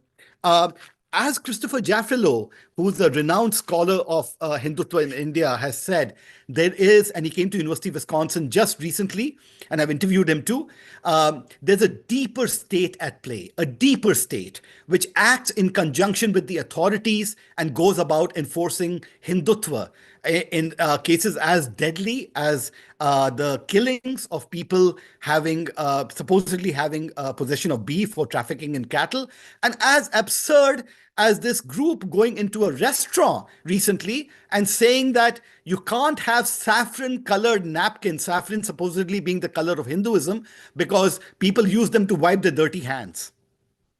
Now, all of this is basically, as I said, because they have the authorities on their side. And that's why they can afford to do all this.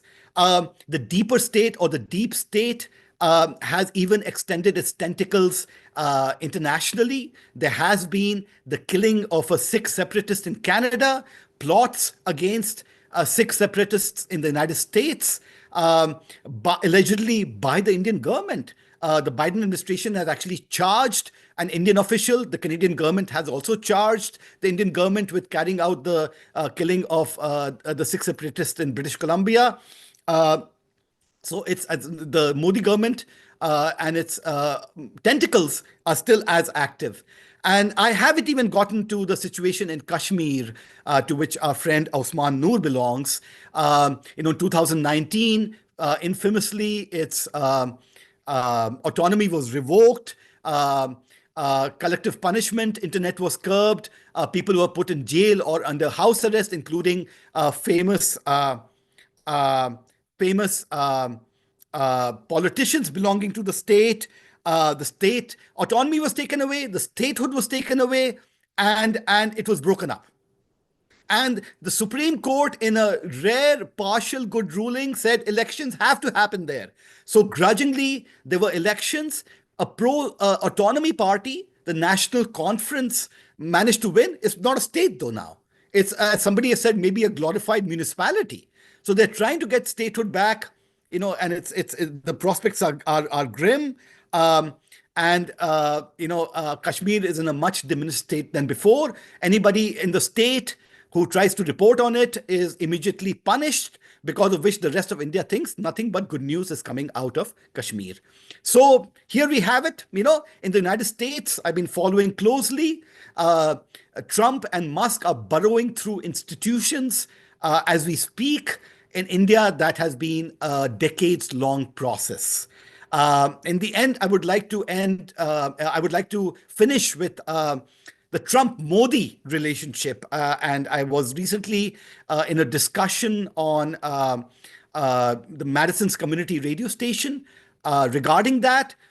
It's interesting. So Modi and Trump share some attributes, are different in other ways. I have a long gestating book which would compare and contrast Modi and Trump and their approaches and their shared bond of a religion-inflected majoritarian nationalism.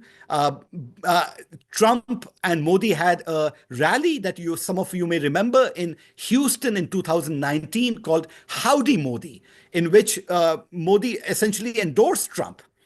So they have been close in the past, but this time was different when they met in the White House. Trump was very transactional and said, look, you have to remove or reduce your tariffs. Otherwise, there'll be reciprocal tariffs down the road. He threatened that I will be sending all the undocumented immigrants, Indian immigrants, back to India. He already has hundreds back to India. Why are they here? Again, another failure of the Modi model. Not creating jobs. Unemployment is such a severe problem that there may be as many as 725,000 undocumented immigrants, Indian immigrants in this country, among the largest number, which is kind of surprising despite India's large population. If you see that, of course, India is so far away from the United States. So in spite of the shared outlook and despite India's strategic utility against China, because of which the Biden administration was not saying much at all to India regarding all the excesses and transgressions within India, Trump is impatient with India, and also at the domestic levels in both countries, the partnership is unstable because, of course, the Trumpian nationalism has little patience for Indian immigrants. Vivek Ramaswamy was meant to be the co-chair of DOGE, the DOGE initiative, but was removed or made an exit, supposedly for contesting the governorship of Ohio, because he made some statements about how Indian immigrants are much harder working and that white folks need to learn from that. There is Kash Patel in charge of the FBI, but a lot of Trump followers and MAGA view Indian immigrants with disdain. So I am not sure how much of a partnership can be built up even at the domestic levels between the MAGA crowd and the Hindutva crowd. And as I said, even internationally, Trump seems to have little patience for Modi right now, currently. That may change down the road. But still, whether in partnership or not, these people are doing so much damage to their countries. And, even if they're not acting in cahoots, they have a similar mentality and they're undermining the rights of minorities, secular rights, and civil liberties and civil rights for all. And that is really very concerning. And I'm so glad that with the efforts of my good friend, Dr. Mong Zarni, we've come together to discuss and hopefully combat these trends in the world's largest democracy and the world's oldest democracy, very important countries that set the trend for the rest of the planet. Thank you so much, Zarni, and thank you so much, my friends. Thank you, Amit. We will definitely have a follow-up actions already. His Excellency Dato Saifuddin has already mentioned that we need to follow up, and so this group will stay together through email. The next speaker is my old friend Mike Charney. We were friends together. He was at Michigan, I was at Wisconsin, and we've known each other for about 30 years now. And he's also one of the prominent members of FORSEA and writes very frequently on settler colonialism, white supremacy, and academic freedom. He's currently the chair of Center for Southeast Asia Study at SOAS and also a leading historian of the Southeast Asia, particularly military history. Mike?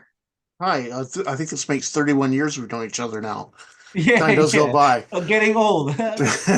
Us both. So thank you for having me as a participant in the significant and timely event, one that is accessible to anyone with a computer or a cell phone, and rightly so, because today's discussion transcends national borders and it's relevant to everybody. The topic at hand is Trump's America, but what I really want to talk about is Trump's world. And I won't be equivocal. I'm not here to dissect Trump's personal motives. Only he can attest to those. Perhaps his policies are dictated by commercial imperatives, or perhaps they are acts of vengeance against adversaries who obstruct his real estate ventures. Is his target really the Panama Canal, or the fact that he lost the case in 2021 in a Panamanian court for the property that now belongs to, I forget which hotel chain, it's not his. Maybe his entire presidency is a calculated maneuver to circumvent incarceration, or to systematically dismantle government institutions that could impede his ambitions. Perhaps he perceives himself as divinely anointed, as others have following traumatic events such as the assassination attempt. Even Hitler, believed he was spared by Providence after he narrowly escaped that bomb in the Wolf Slayer in 1944. Or perhaps he is genuinely committed to the ideology he espouses. It could be any of these motivations, it could be all of them, it could be any combination. But what truly matters is that many people are fixated on deciphering his strategy when they should be scrutinizing his consequences. And those consequences aren't confined to the United States. They reverberate right across the entire globe, and not just today with consequences for today or tomorrow, but for generations. Some of Trump's policies may appear to be purely domestic concerns affecting only Americans and our closest neighbors. If you have a trade war with Mexico or Canada, that hardly seems relevant to much of the global South. Whether the United States collapses before Russia, or whether China eclipses America as a preeminent global superpower, these are questions that might seem monumental in the West, but in truth are of much lesser consequence elsewhere. After all, U.S. global hegemony in the 1990s didn't usher in the golden age of democracy. It wasn't the end of history. Instead, we have witnessed the systematic erosion of democratic advances replaced by the insidious entrenchment of authoritarianism. The ASEAN doctrine, in a way, has kind of the philosophy of non-interference, now in a way kind of dominates the global landscape. Nations no longer concern themselves with the domestic policies of others, provided that they conform to the Western orchestrated, rules-based international order. Since 2001, entire societies have been obliterated under the pretext of safeguarding global security, which is used as a euphemism for American security. The world has long abandoned the naive dichotomy of good versus evil, and in a way, Trump did not alter America's fundamental ethos. He simply unbuttoned its shirt, stuck out its chest, and exposed the American first tattoo.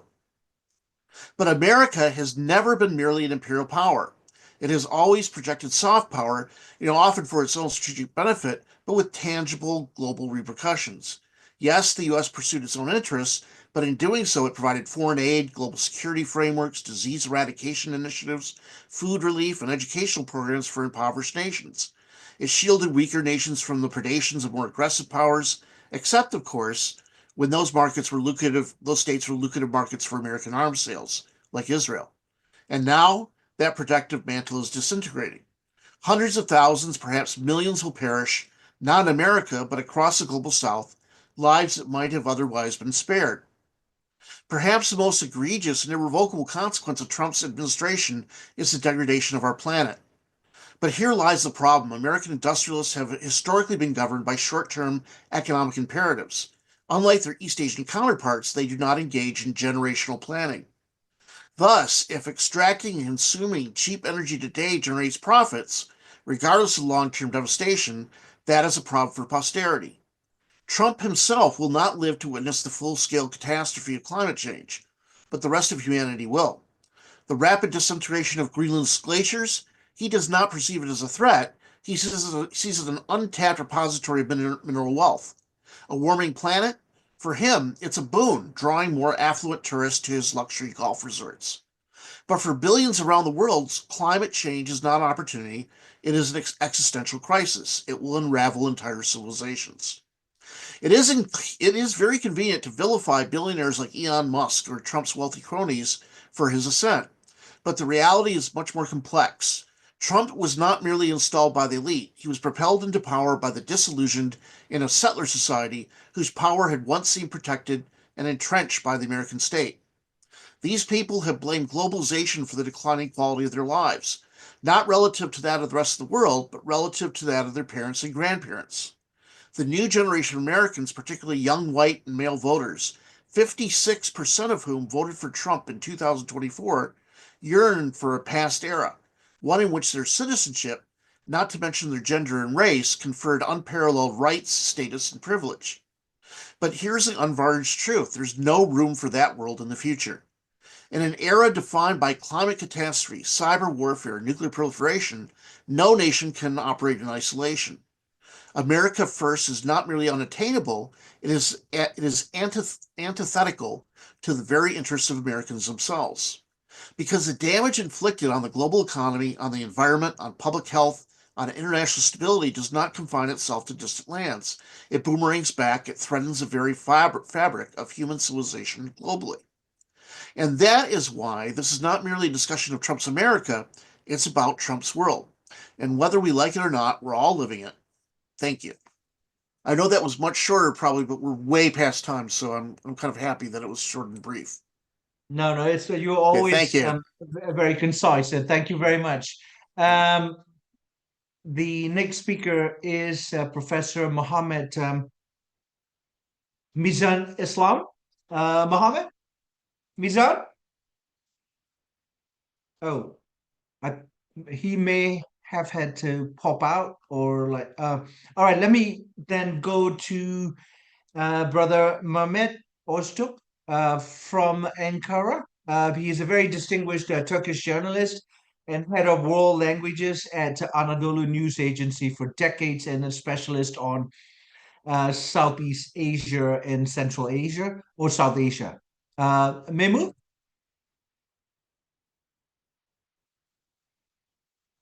Hello? Okay, I think he might have stepped out. And so let's just wait a minute or so. I think Mizan might have left. Oh, yeah, Brother Memu, the floor is yours. Thank you very much, Zarni. And also I thank people who contributed organizing such a great event. And if you do not mind, I will read a text. It is, I think, at the end, all people said what must to be said here. So I will contribute a small contribution here. We need, first of all, such global events that prioritize humanity.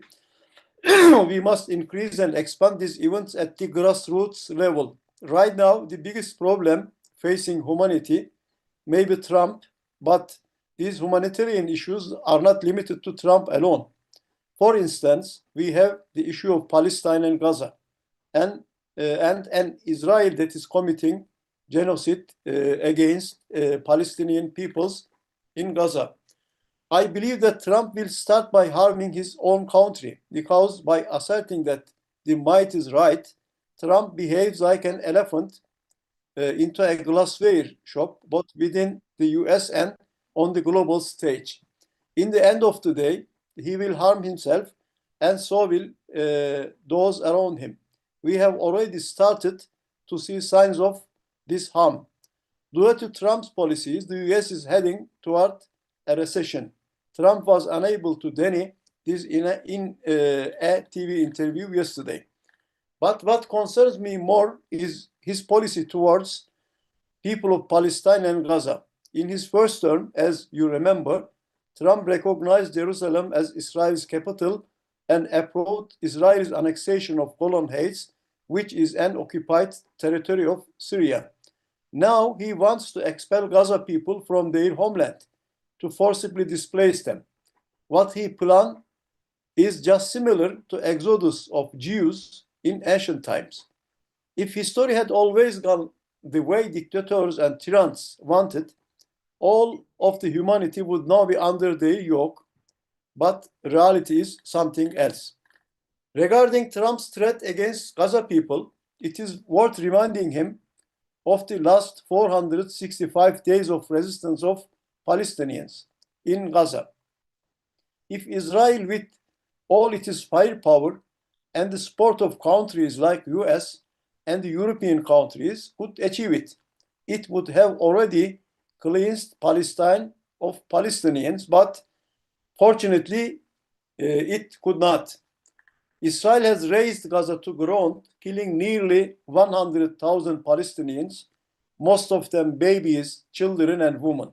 Yet, it has failed to eliminate neither the armed resistance nor the Palestinian people themselves. Yes, Trump may bring more death, bloodshed, and tears to Palestine, unfortunately, but he cannot break the will of Palestinian people and those who support Palestinian people. Trump can do whatever he wants, but resistance is already on standby, ready to respond.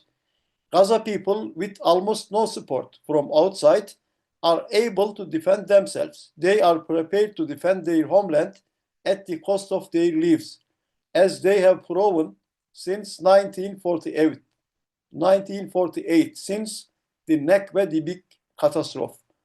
What matters is now what we can do for them as humanity. Boycotts are an important instrument. Hind Recep is an important instrument, and these type of events are important instruments. If each and every one of us throwing even a single stone at the devil, even with our words, the devil would be utterly confused about where to go.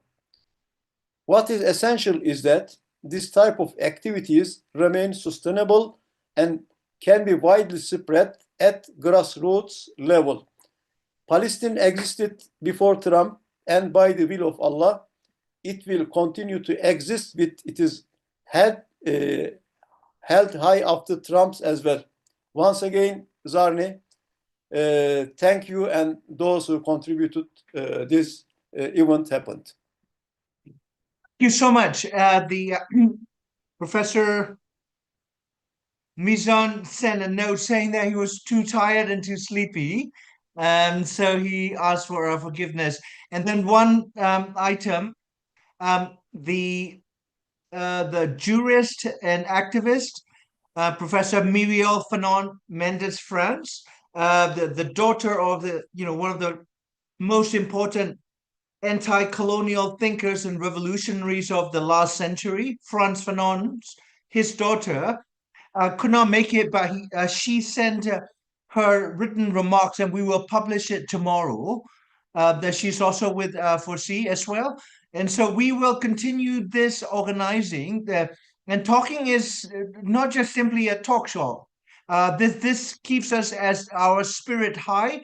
We are not alone. We are all connected, and we care about different communities across races and faiths and political creed.